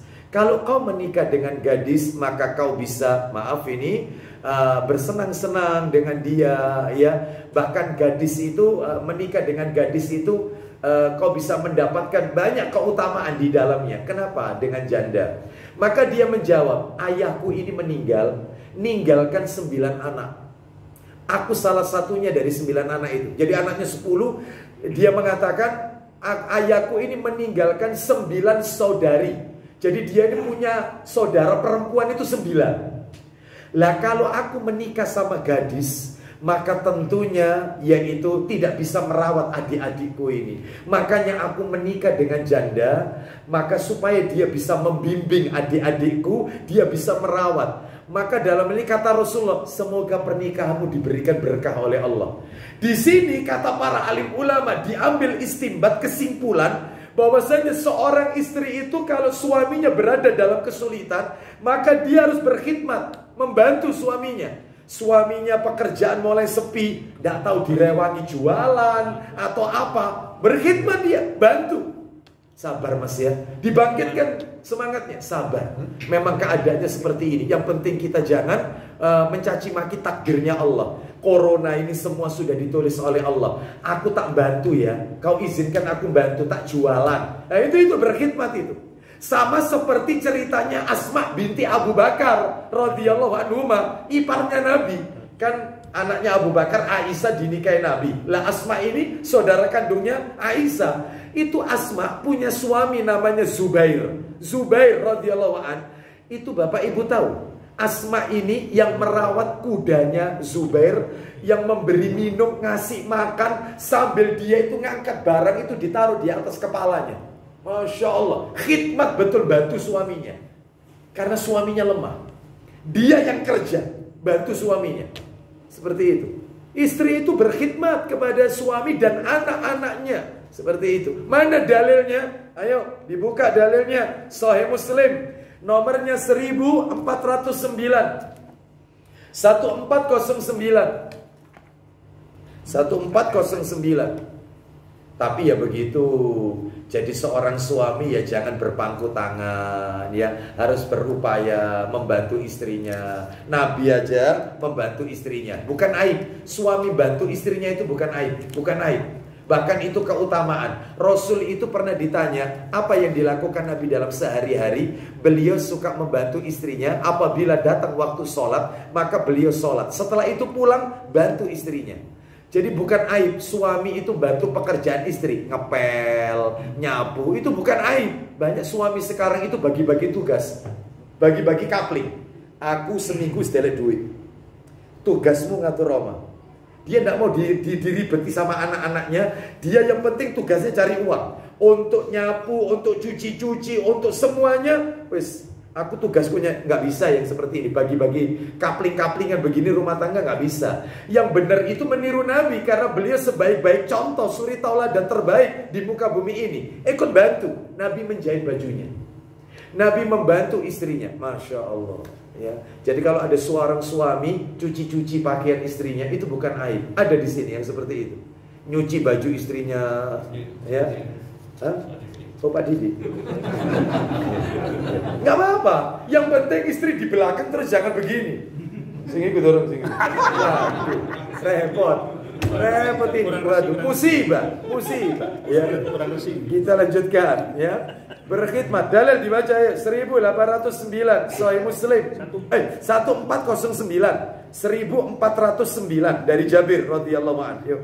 Dari Jabir bin Abdullah radhiyallahu an katanya, bapakku Abdullah meninggal dunia. Nah, terus meninggalkan 9 orang anak perempuan. Nah, berarti sama dia 10. Lanjut. Lalu aku kawin dengan seorang janda. Lalu? Maka bersabda Rasulullah SAW kepadaku, Ya Jabir, ku dengar kau sudah kawin. Terus? Benarkah itu? Jawabku, benar ya Rasulullah. Terus? Tanya beliau, dengan gadis atau dengan janda? Kau nikah dengan gadis atau dengan janda? Terus lanjut. Jawabku, dengan janda ya Rasulullah. Dengan janda. Terus? Sabda Nabi SAW, kenapa tidak dengan gadis? Nah, terus? Walaupun gadis itu sahaya, engkau akan senang bercumbu atau gelak tertawa dengannya. Nah, kalau dengan gadis. Terus? Jawabku, ayahku Abdullah meninggal dunia dan meninggalkan 9 orang anak perempuan. Terus? Aku tidak ingin kawin dengan perempuan yang sebaya dengan saudara-saudaraku. Aku gak pengen nikah sama gadis yang umurnya sebaya dengan aku. Gimana merawat adik-adikku ini? Lanjut teruskan. Tetapi lebih suka membawa kepada mereka perempuan yang dapat mengurus kemaslahatan mereka. Nah, lanjut. Sabda Nabi SAW, semoga Allah memberkatimu. Nah, semoga Allah memberkahi pernikahanmu. Didoakan sama Nabi. Boleh. Alasannya ini ya. Baik, kita lihat berarti intinya wanita itu harus menolong suaminya, berkhidmat. Urusan-urusan duniawi suaminya itu dibantu. Terus kemudian setelah itu tambahkan lagi dalil. Cerita tentang Asma tadi. Saudarinya Aisyah radhiyallahu anha, radhiyallahu anhuma. Nah, yang membantu suaminya namanya Zubair. Coba dibuka Sahih Muslim nomornya 2045. 2045. 2045, silakan. Ketemu? Ya, nggak usah semua nanti, silakan. Dari Asma bin Abu Bakar radhiyallahu anha. Asma binti Abu Bakar. Dari Asma binti Abu Bakar radhiyallahu anha. Radhiyallahu anhuma. Radhiyallahu anhuma. Katanya, aku kawin dengan Zubair. Ya, terus. Sedangkan dia tidak mempunyai apa-apa. Dia tidak punya apa-apa. Nah, jazakallah. Ini aja cukup. Ya, nah, jazakallah. Terus, dia tidak punya apa-apa, miskin. Terus, tidak punya pelayan dan sebagainya. Lanjut. Selain hanya seekor kuda. Karena itu, akulah yang memberi makan kuda dan merawat serta melatihnya. Aku pula yang menumbuk biji. Merawat serta melatih loh. Kuda miliknya Zubair. Karena dia nikah sama laki-laki bernama Zubair ini. Zubair gak punya apa-apa, tapi dia bantu. Terus lanjut. Aku pula yang menumbuk biji kurma untuk makan. Terus. Menyediakan makan dan minumnya. Terus. Dan aku pula yang menjahit dan memasak. Terus. Tetapi aku tidak pandai membuat roti. Lanjut. Karena itu roti kami dibuatkan oleh tetangga kami, orang-orang Ansor. Nah, lanjut. Mereka adalah wanita-wanita yang baik. Terus. Kata Asma selanjutnya, aku juga menjunjung buah kurma di kepalaku. Aku junjung buah kurma di kepalaku. Bantu betul suaminya, pekerjaan suaminya diringankan. Terus. Dari kebun yang dijatakan Rasulullah SAW. Baik, stop sampai di situ. Intinya istri itu berkhidmat. Ya, kita lanjut nomor 8, yaitu kewajiban istri kepada suaminya. Hak suami ini ya, menjaga kehormatan anak dan harta suami, menjaga kehormatan dirinya, anak-anaknya dan harta suaminya. Dalilnya yaitu surat An-Nisa ayat 34. Tapi dari awal bacanya ciri-ciri wanita soleha sebelum membahas nusyus tadi. An-Nisa ayat 34. Mari kita dengarkan ciri wanita soleha 34. Kan yang ayat 34 tadi tentang nusyuz, itu kan di akhir-akhir. Lah ini yang di awal-awal. Allah Subhanahu wa taala berfirman, "Fassalihatu qanitatun hafidhatun lil ghaibi bima hafidhallah." Di tengah-tengah itu. Ya, di tengah-tengah. Maka perempuan-perempuan yang salihah, ada enggak? Wanita-wanita yang salihah. Ayo. Ketemu Pak Didi. Ayo, silakan Pak Didi. Maka perempuan-perempuan yang salihah, ya, adalah mereka yang taat kepada Allah. Wanita-wanita yang salihah adalah mereka yang taat kepada Allah, terus dan menjaga diri ketika suaminya tidak ada. Ya, menjaga dirinya ketika suaminya tidak ada. Sebab banyak wanita zaman sekarang suami nggak ada malah Facebookan, ya, dengan laki-laki yang bukan mahram, loh seperti itu. Malah ikut apa ini reuni, ya, reuni apa? Reuni SMA. Wah itu ya, itu memunculkan apa ini CLBK nanti. Ya, apa itu CLBK? Cinta lama. Cinta lama belum kelar, ya.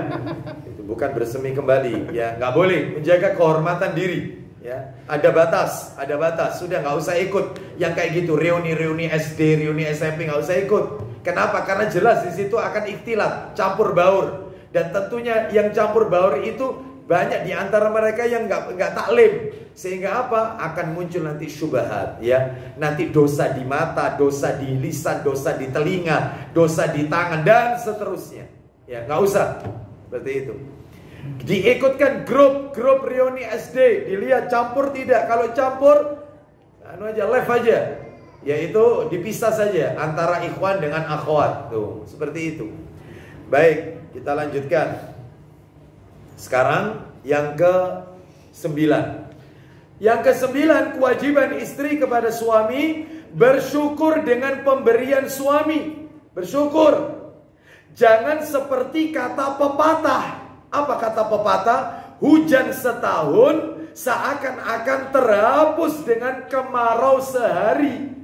No itu. Jangan. Jadilah seorang istri yang pandai bersyukur. Ya, pandai yaitu menerima, punya jiwa qanaah, merasa cukup dengan apa yang ia terima, yang ia dapatkan. Ya, tidak pandai menuntut. Seperti itu. Baik, mana dalilnya? Ayo dibuka Sahih Bukhari. Nomornya 23, Sahih Bukhari. Nomor aslinya 29. Nomor aslinya, nomor dicetakan terjemahan 23. Ya, dibaca dari Ibnu Abbas radhiyallahu anhuma. Dia berkata, Nabi sallallahu alaihi wasallam bersabda, "Uritun nara fa idza aksara ahlihan nisa yakfurna." Qila yakfurna billah, qala yakfurnal ashir wa yakfurnal ihsan. Silakan. 23. Ya, ayat 23. Dari Ibnu Abbas radhiyallahu anhuma, katanya Rasulullah SAW bersabda, Isinya, diperlihatkan Allah kepadaku neraka. terus. Ketika itu kulihat kebanyakan isinya terdiri dari perempuan-perempuan kafir. Baik, kufur nikmat. Terus. Perempuan-perempuan kufur. Ya, Ditanyakan orang kepada beliau, apakah mereka kufur kepada Allah? lanjut. Jawab Rasulullah, mereka kufur kepada karib atau suaminya, Lanjut. dan tidak tahu berterima kasih atas kebaikan yang diterimanya. Baik, suka mengingkari kebaikan suami. Ya, tidak pandai berterima kasih. Nggak pernah atau jarang atau bahkan yaitu tidak pernah mengucapkan jazakallah khair. Ya, terus didoakan suaminya. Ya, selalu mintanya itu lebih, kurang dan seterusnya. Nah, ini nggak boleh. Ya, maka milikilah jiwa yaitu bersyukur atas apa yang diberikan suami. Terus masih ada, lanjut. Biarpun engkau telah berbuat baik kepadanya sepanjang masa, Ya. kemudian dilihatnya daripadamu sedikit kesalahan saja. Nah, suami kalau melakukan satu kesalahan, yang diingat itu bukan kebaikan, tapi kesalahannya. Lanjut. Lantas ia berkata, Ya. saya tidak pernah melihat kebaikan darimu sedikit jua pun. Nah, kan banyak wanita zaman sekarang itu, kalau suaminya melakukan kesalahan, suami minta maaf. Ya, aku salah, aku minta maaf, aku tidak sengaja, khilaf, ya, khilaf.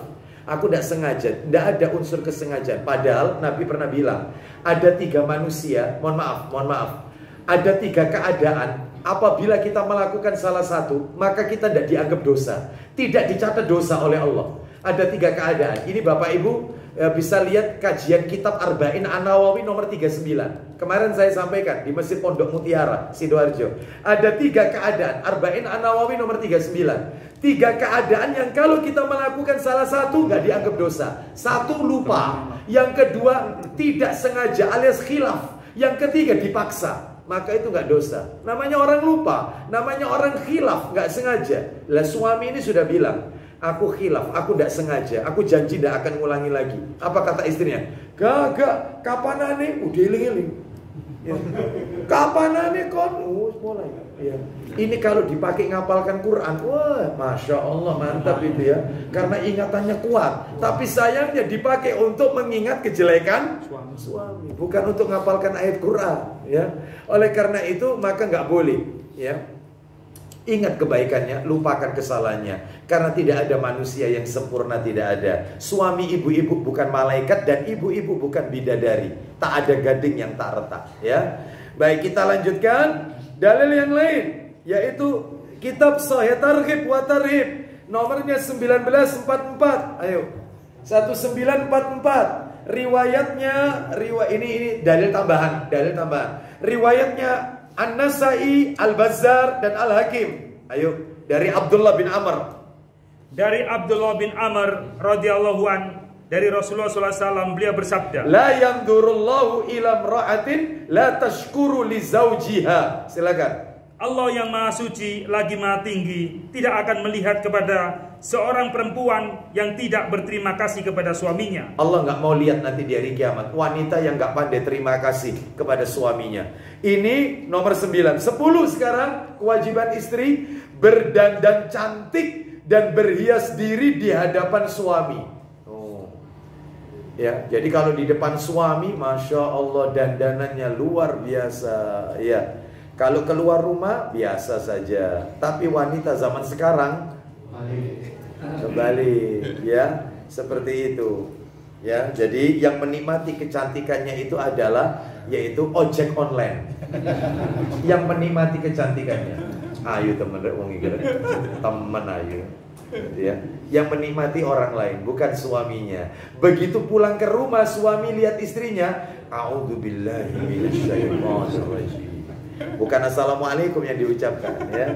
Baik, kenapa? Karena tidak pandai berdandan, alias yaitu di rumah itu bergaya seperti tentara, berbau arang alias dapur, jarang mau berhias diri. Ya, kalau malam mau tidur tambah horor, kayak mumi. Ya.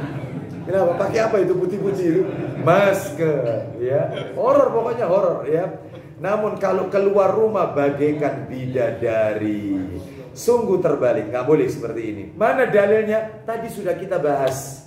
Dalilnya sudah saya bacakan. Yang An-Nasai. An-Nasai nomor berapa itu di awal-awal kajian? 3231, betul. An-Nasai 3231. Yang ada orang bertanya, siapakah wanita yang terbaik? Kata Nabi, 1 wanita yang kalau dilihat suaminya menyenangkan. Nah, ya ini masuk di sini. Sekarang langsung 11. Tidak mengungkit-ungkit pemberian yang diinfakkan kepada suami dan anak-anaknya dari hartanya. Nggak suka undat-undat. Nggak suka undat-undat. Ya. Misalnya istri berkata kepada suaminya, kamu bisa seperti ini kalau tidak karena papaku. Ya. Nah, mungkin kamu seperti ini. Dulu yang nyarikan kerja kamu siapa? Kalau tidak papaku. Undat-undat. Gitu ya. Kamu gak bodoh. Itu apa yang kamu bawa waktu nikah? Masya Allah. Oh ya Allah. Nggak boleh seperti ini. Mengungkit-ungkit pemberian yang diinfakkan kepada suami dan anak-anaknya dari hartanya. Baik, mana dalilnya? Dalilnya adalah Al-Baqarah ayat 264. Al-Baqarah ayat 264. Kita dengarkan Al-Baqarah 264. Allah berfirman, ya ayyuhalladzina amanu la tubtilu sadaqatikum bil manni wal adha. Silakan. Hai orang-orang yang beriman, janganlah kamu menghilangkan pahala sedekahmu dengan menyebut-nyebutnya dan menyakiti perasaan si penerima. Nomor 12 sekarang. Yang ke-12, ridho dengan yang sedikit. Tolong ridho sama yang sedikit. Memiliki qanaah. Ini rinciannya sama yang sebelumnya. Saya ulang ya.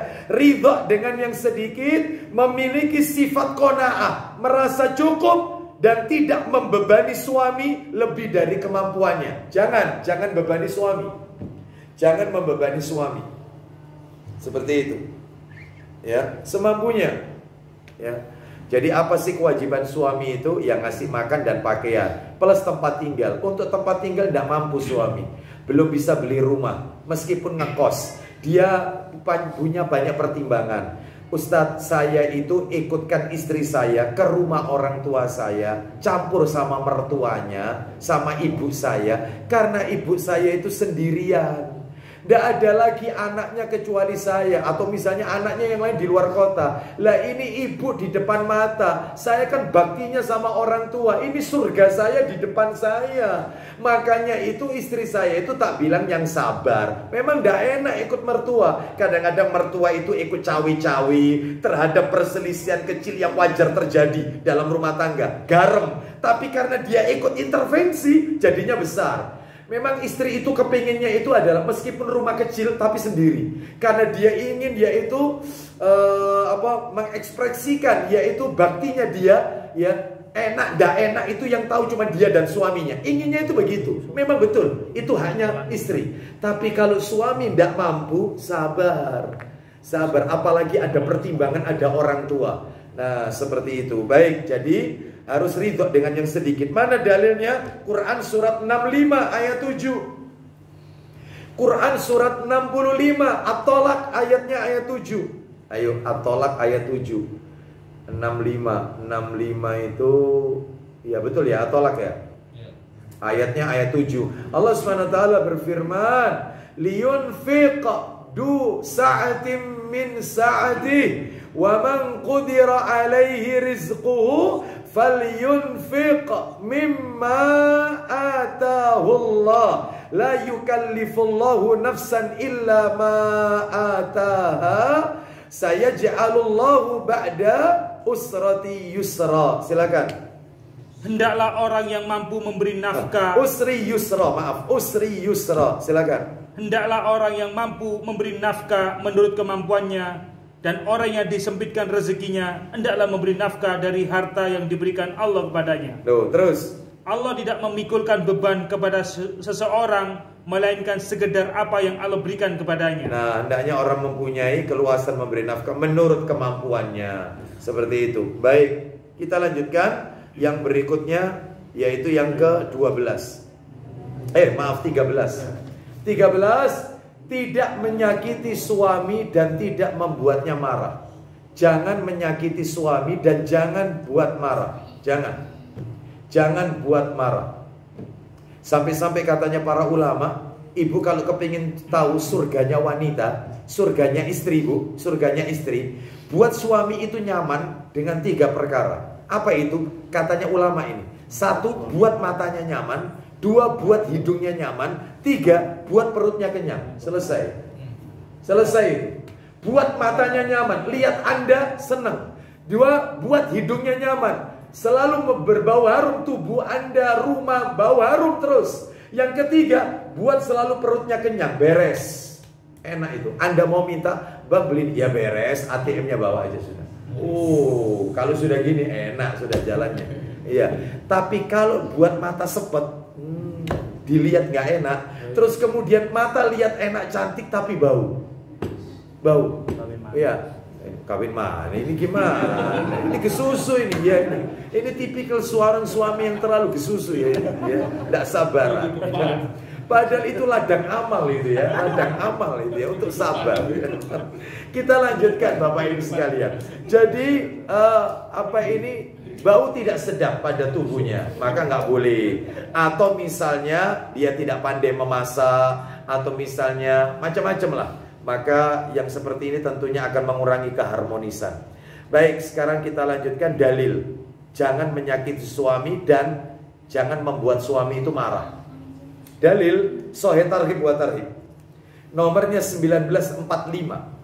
1945, riwayat Ibnu Majah dan Tirmidzi dari sahabat Mu'adz bin Jabal radhiyallahu an. Ayo baca, silakan. Dari Mu'adz bin Jabal radhiyallahu an. Dari Nabi sallallahu alaihi wasallam beliau bersabda, apa kata bidadari di surga? tidaklah seorang perempuan menyakiti suaminya di dunia, melainkan istrinya dari bidadari di surga mengatakan. Apa kata bidadari surga? Calonnya nanti, yaitu di akhirat. Lanjut. Jangan kamu menyakitinya, semoga Allah menghukummu. Seperti jangan kau sakiti dia, semoga Allah menghukummu, dan dia bersama kamu cuma sementara, dan akan kembali ke aku, dan akan menemui aku untuk selamanya. Lanjut, teruskan. Sesungguhnya ia di sisimu hanya singgah Sementara saja. Lanjut. dan tidak akan lama ia akan meninggalkanmu menuju kami. No, itu ancamannya bidadari. Ya. Itu ya. Jadi kalau istri lagi jengkelin, ngeselin gitu ya, ada nggak istri ngeselin? Nggak ada. Ya, wong ngomelnya itu bagian dari zikir kepada Allah. Ya, seperti itu kan ada istri itu mulai pagi sampai malam ngomel terus ya, ya biarin aja, insya Allah lama-lama capek, ya. Selesai ya, seperti itu. Anggap aja ini adalah qiraatil Quran. Ya, kita lanjutkan. Jadi itu nomor 14, berbuat baik kepada orang tua dan kerabat suami. Berbuat baik, jangan membenci. Ya, seperti itu. Berbuat baik kepada orang tuanya dan kerabatnya suami. Mertuanya, kerabatnya suami berbuat baik, tapi ada batasnya ya. Dalam hal ini tetap yaitu menjaga kehormatan diri, apalagi sama adik ipar, kakak ipar nih ya. Mana dalilnya? Kita teruskan aja jadi nomor 15. Terus ingin hidup bersama suami dan tidak meminta untuk ditalak kecuali dengan alasan yang benar. Jadi dia kepingin terus hidup bersama suaminya dan dia nggak mau ditalak. Jadi dia tidak melakukan hal-hal yang bikin suaminya itu cepat untuk menalak. Kecuali jika ada alasan yang benar, wanita boleh minta cerai. Memang wanita mengajukan gugatan khulu itu tidak dapat bau surga. Tapi ada beberapa alasan wanita itu dibenarkan mengajukan khulu, gugatan cerai. Boleh kalau alasannya dibenarkan oleh syariat. Dan insya Allah yaitu nanti kita akan sampaikan pada kajian-kajian berikutnya. Mana dalilnya? 14 dan 15, yaitu dalam hadis riwayat Abu Dawud, Tirmidzi, Ibnu Majah, Ibnu Hibban dan Al-Baihaqi. Nomornya Sahih Targhib wa Tarhib 2018. Ayo 2018. Baca 2018 dari Sauban. Siapa Sauban ini? Maula Rasulullah sallallahu alaihi wasallam, bekas budak yang dimerdekakan oleh Rasulullah sallallahu alaihi wasallam. Bekas budak, maula Rasulullah sallallahu alaihi wasallam. 2018. Ayo. 2018. Dari Thauban radhiyallahu an, dari Nabi sallallahu alaihi wasallam dia bersabda, perempuan mana saja yang meminta kepada suaminya untuk menceraikannya tanpa satu alasan pun, maka aroma surga haram untuknya. Nah, seperti itu ya. Maka dalam hal ini tidak diperbolehkan, termasuk yaitu khulu ini ya, masuk di dalamnya ini khulu, gugat suaminya kecuali alasan yang dibenarkan. Kita lanjutkan Bapak Ibu 16 terakhir penutup 16. Berkabung, bukan bergabung, berkabung ketika meninggalnya suami selama 4 bulan 10 hari, menjalani masa iddah. Wanita menjalani masa iddah kalau suaminya meninggal, itu adalah bentuk baktinya istri yang terakhir, itu sudah terakhir. Makanya tolong istri harus sabar, di rumah terus selama 4 bulan. Tidak berhias, tidak boleh pakai celak, tidak boleh nerima tamu laki-laki, ya, tidak boleh berhias, tidak boleh pakai parfum. Di rumah 4 bulan 10 hari, itu baktinya istri terakhir. Tapi mohon maaf, masalah iddah ini kadang-kadang tidak diperhatikan. Wong suami meninggal, dia ikut takziah kok, dia ikut ke kuburan kok, dia ikut. Yaitu bersama iringan. Padahal dia harus di rumah. Dia harus ada di rumah. Loh Ustaz lah, kalau wanita itu keluar supaya tidak ingat suaminya terus, dia itu ingin pindah ke rumah orang tuanya supaya terhibur. Boleh, gak apa-apa. Lah kalau dia kerja sebab tidak ada yang memberikan nafkah kepada dia, sedangkan dia iddah, apakah boleh? Boleh. Ada syaratnya tadi. Apa syaratnya? Yaitu dia masuk dan pulang kerja sesuai dengan waktunya. Tidak boleh lebih dari itu.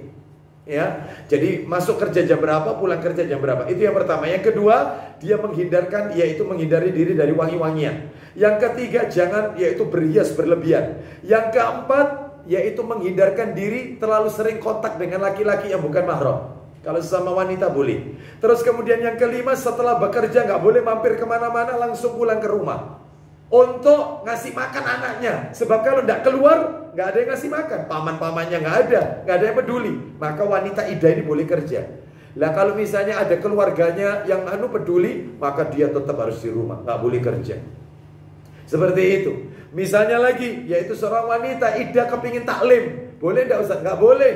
Menuntut ilmu tidak harus keluar rumah. Di dalam rumah bisa kok nuntut ilmu melalui media-media daring, virtual. Ya, bisa kok. Ya. Lah kalau misalnya Ustadz, suami saya kemarin meninggal kena COVID Ustadz, saya tidak sempat lihat jenazahnya, saya sendiri juga kena COVID. Ya, karena banyak pertanyaan kayak begini ini. Saya tidak tahu suami saya itu ya apa itu. Sampai dimakamkan baru saya dikabari suamimu sudah dimakamkan. Saya tidak nyolati, saya tidak tahu wajahnya yang terakhir. Karena saya juga kena COVID. Lah sekarang ini Ustadz, saya sudah bebas dari COVID, kepingin jenguk ke kuburannya, ziarah. Apa boleh? Sudah selesai enggak iddahnya? Ya belum, selesaikan dulu. Dan itu pun kalau ziarah, tidak harus masuk kuburan. Syaratnya untuk wanita ziarah itu ketat. Ketat sekali, nggak harus masuk kuburan. Karena tujuannya adalah mengingatkan mati nggak harus pergi ke kuburan.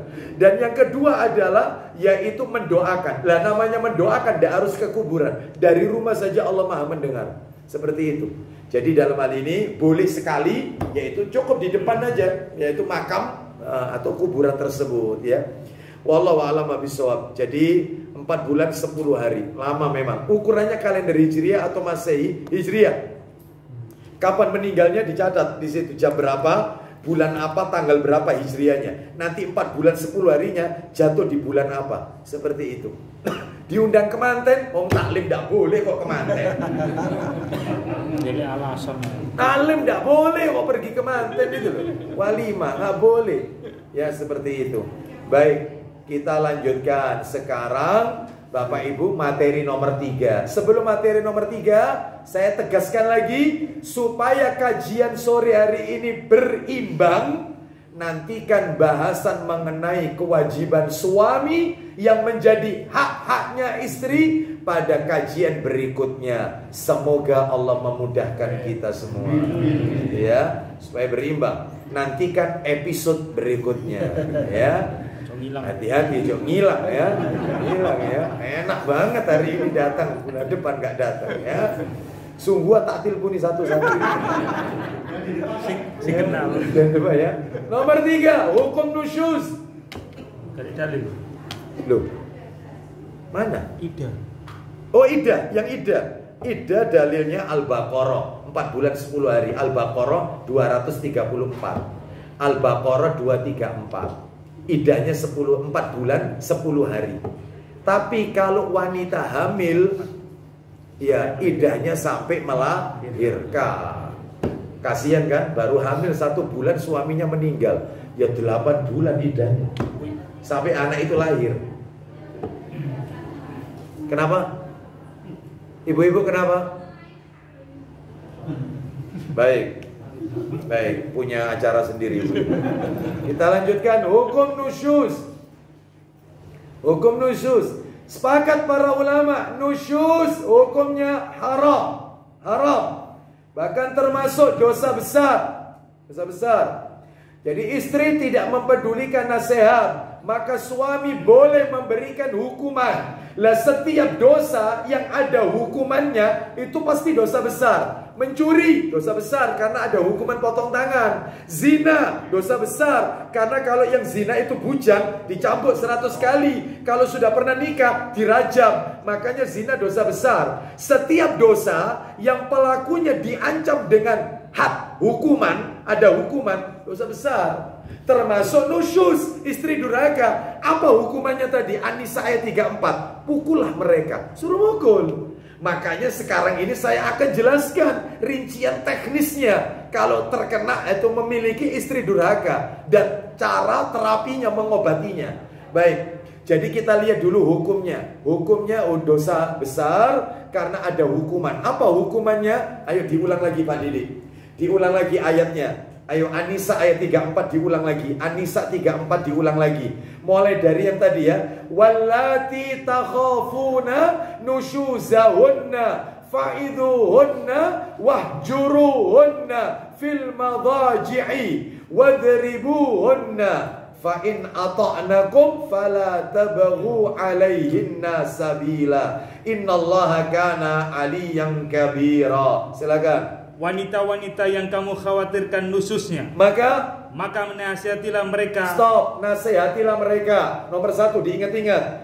Cara ngobatinya, 1 menasihati mereka. Nanti rinciannya. Sekarang saya jelaskan dulu aja satu persatunya.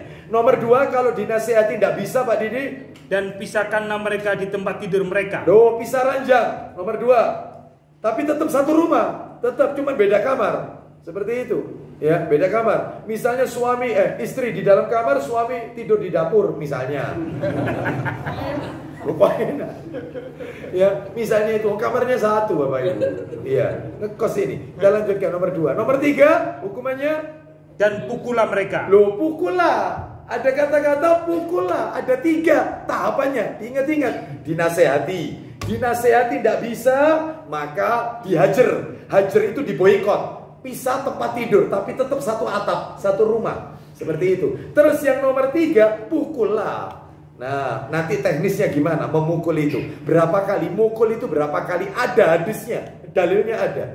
Itu ya. Cara mukulnya gimana? Itu ada. Nanti kita jelaskan. Ya, baik. Sekarang kita masuk materi terakhir penutup yang nomor 4, yaitu mengobati istri nusyuz. Panjenengan sudah mencatat, bahkan sudah dihafal. Caranya kalau berhadapan dengan istri durhaka ada 3 tadi. Baik, sekarang teknis-teknisnya.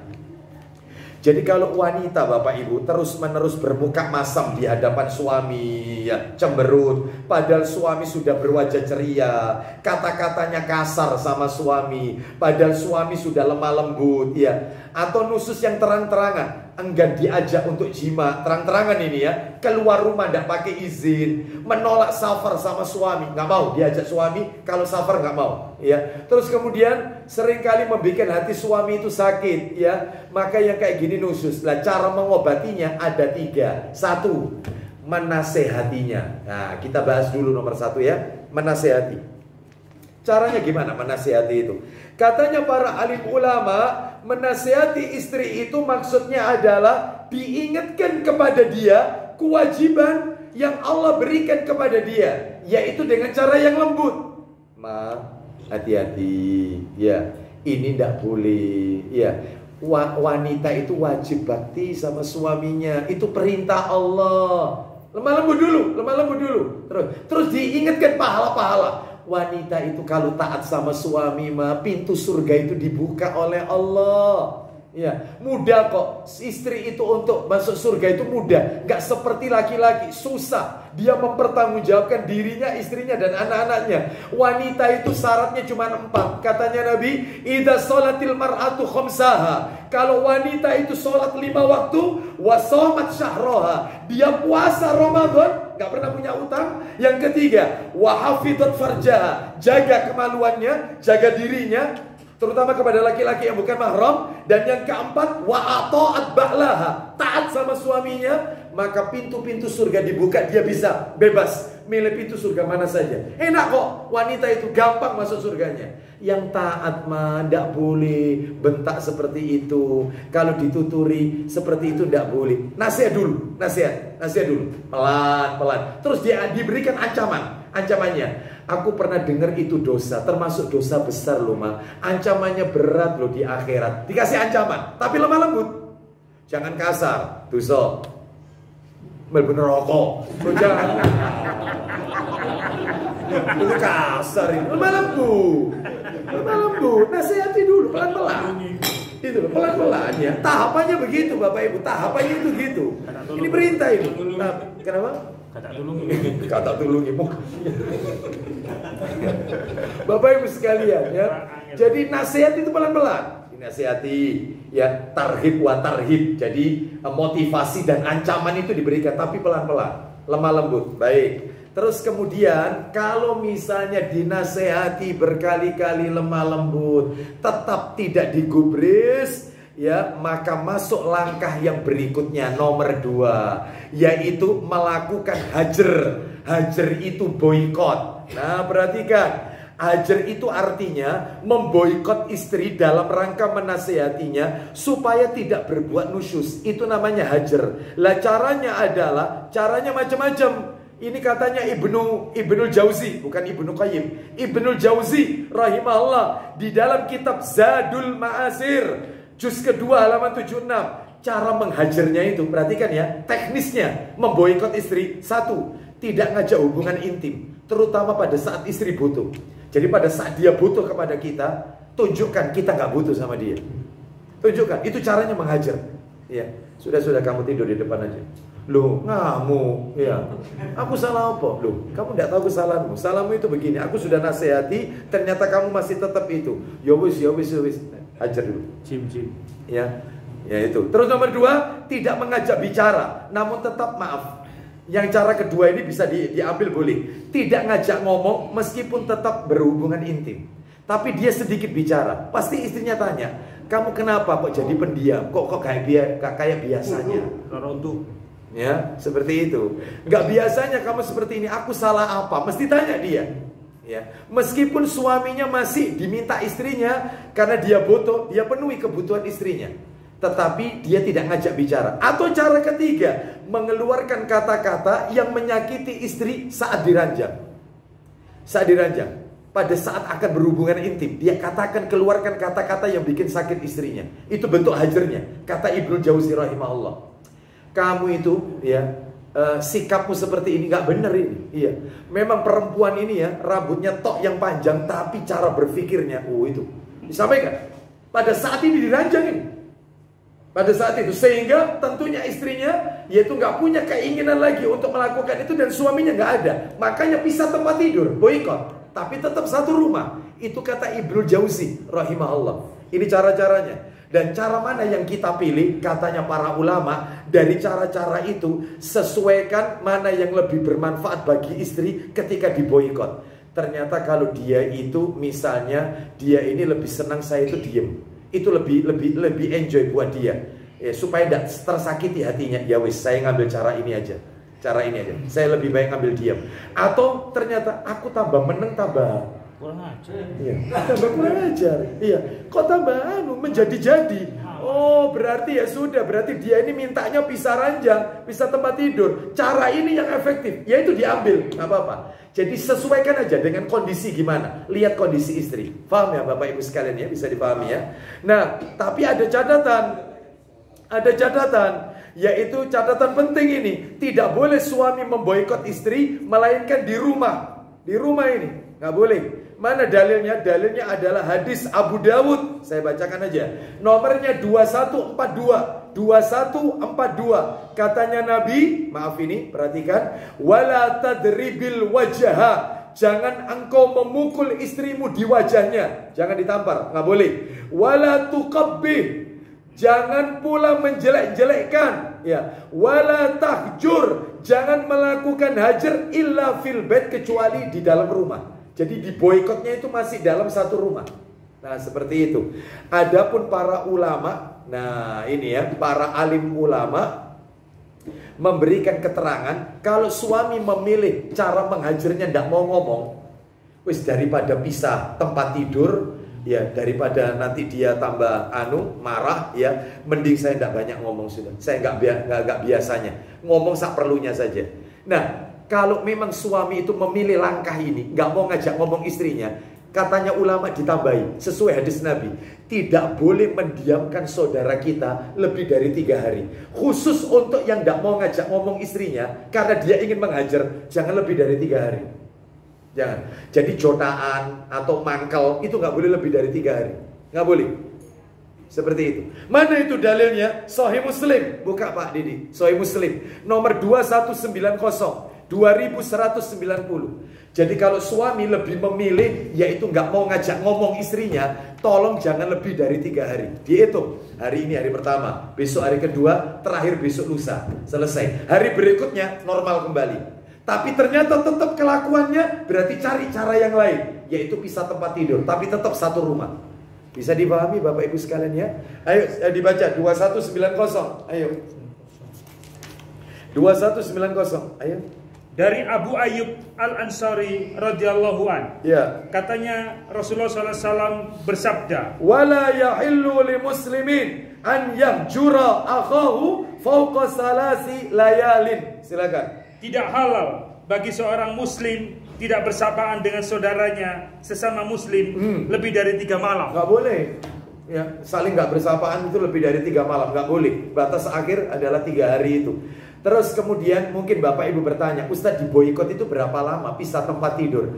Katanya para ulama, menurut madhab Hanafi, Syafi'i dan Hanabila ditetapkan sampai istri itu kembali taat. Jadi kalau dia sudah taat, sudah luluh hatinya, ya aku salah, aku janji tidak akan ngulangi. Maka tolong bapak-bapak, maaf bapak-bapak, jangan mencari-cari kesalahan yang lain. Tolong. Berarti dia sudah kembali taat, maka tolong jangan dihajar terus-menerus. Jangan cari-cari kesalahan. Ya. Baik, sekarang kita lanjutkan. Kalau misalnya di boikot masih tetap nambeng, sudah pisah tempat tidur, tidak diajak ngomong, tetap seperti itu, langkah terakhir memukul istri. Nomor 3, caranya memukul istri yang nusyus dibolehkan ketika nasihat dan hajar sudah tidak bermanfaat. Namun seorang suami memperhatikan aturannya mukul ini. Apa aturannya? Yaitu pukulan itu tidak menimbulkan bekas. Pukulan itu tidak boleh menimbulkan bekas. Mana dalilnya? Dalilnya adalah riwayat Tirmidzi. Sayangnya kitabnya nggak saya bawa. Nomornya 1163. 1163. Walakum alaihinna alla yu'ti'na furushakum. Saya langsung artikan. Kewajiban istri kalian adalah tidak boleh permadani kalian ditempati oleh seorang pun yang kalian tidak sukai. Jika mereka melakukan demikian, pukullah mereka dengan pukulan yang tidak membekas, kata Nabi. Satu itu. Yang kedua, tidak boleh mukulnya itu lebih dari 10 pukulan. Berarti kurang dari 10. 10 Ustaz, batas akhir. Iya. Itu ya. Tetapi pukulan di sini adalah pukulan bukan seperti pukulan seorang petinju Mike Tyson. Bukan. Pukulannya ini cuma sekedar mendidik. Mana dalilnya tidak boleh lebih dari 10? Pak Didik, Sahih Muslim nomor 1687. 1687. Mukul istri itu karena dia berbuat salah, itu tidak boleh lebih dari 10. Kurang dari itu. Sahih Muslim 1687, nomor aslinya 1708. 1708. Ayo dibaca. Dari mana itu? Dari Abu Burda. Dari Abu Burda Al-Ansari radhiyallahu an. Ya. Katanya dia mendengar Rasulullah SAW bersabda, Iya. seseorang tidak boleh didera lebih dari 10 kali. Stop. Seseorang itu nggak boleh didera, dipukul lebih dari 10. Termasuk dalam hal ini kategori istri nusyus. Tadi katanya dalam Allah dalam Al-Quran An-Nisa 34, pukullah, nggak boleh lebih dari 10. Tidak boleh memukul istri di wajah, nggak boleh. Ya, memukul istri itu akan bermanfaat untuk membuatnya tidak berbuat nusyus lagi. Jika tidak demikian maka tidak boleh dilakukan. Jika istri telah mentaati suami, tidak boleh suami memukulnya lagi atau cari-cari kesalahan yang lain. Wallahu a'lam wa bishawab. Ya, lah memukul istri itu di bagian mana? Yang saya pernah dengar itu adalah di bagian pinggul ke bawah. Tempatnya 3. Tempatnya 3, pinggul ke bawah 3. 1 maaf pantatnya, 2 betisnya, 3 telapak kakinya. Itu pun pukulan yang tidak sakit dan tidak menimbulkan bekas. Mukulnya gimana itu Ustaz? Mukul gemes. Ya, boleh ya. Nggak boleh bekas. Nggak boleh. Jangan pinggul ke atas, jangan menampar ya, mukul badannya, ya, menarik rambutnya, nggak boleh. Nggak boleh. Itu ke bawah dan itu tempatnya 3. Silakan mau dipilih yang mana. Ya, wallahu a'lam. wa bissawab. Demikian yang bisa kami sampaikan. Semoga sedikit menjadi tambahan ilmu yang bermanfaat. Mudah-mudahan Allah jadikan rumah tangga kita sakinah, mawaddah, warahmah fid dini wad dunya wal akhirah. Mudah-mudahan Allah berikan kepada kita pasangan hidup yang saleh dan salihah, anak keturunan saleh salihah, rumah tangga yang mawaddah warahmah barokah dari Allah Azza wa Jalla. Demikian. Ada yang bertanya? Alhamdulillah enggak ada. Jelas semuanya ya. Kita tutup dengan kafaratul majelis. Wassallallahu ala nabiyyina wa ala alihi washabihi wasallam. Subhanakallahumma wa bihamdika asyhadu an la ilaha illa anta astaghfiruka wa atubu ilaik. Wa akhiru da'wana anil hamdulillahi rabbil alamin. Assalamualaikum warahmatullahi wabarakatuh. Waalaikumsalam warahmatullahi wabarakatuh.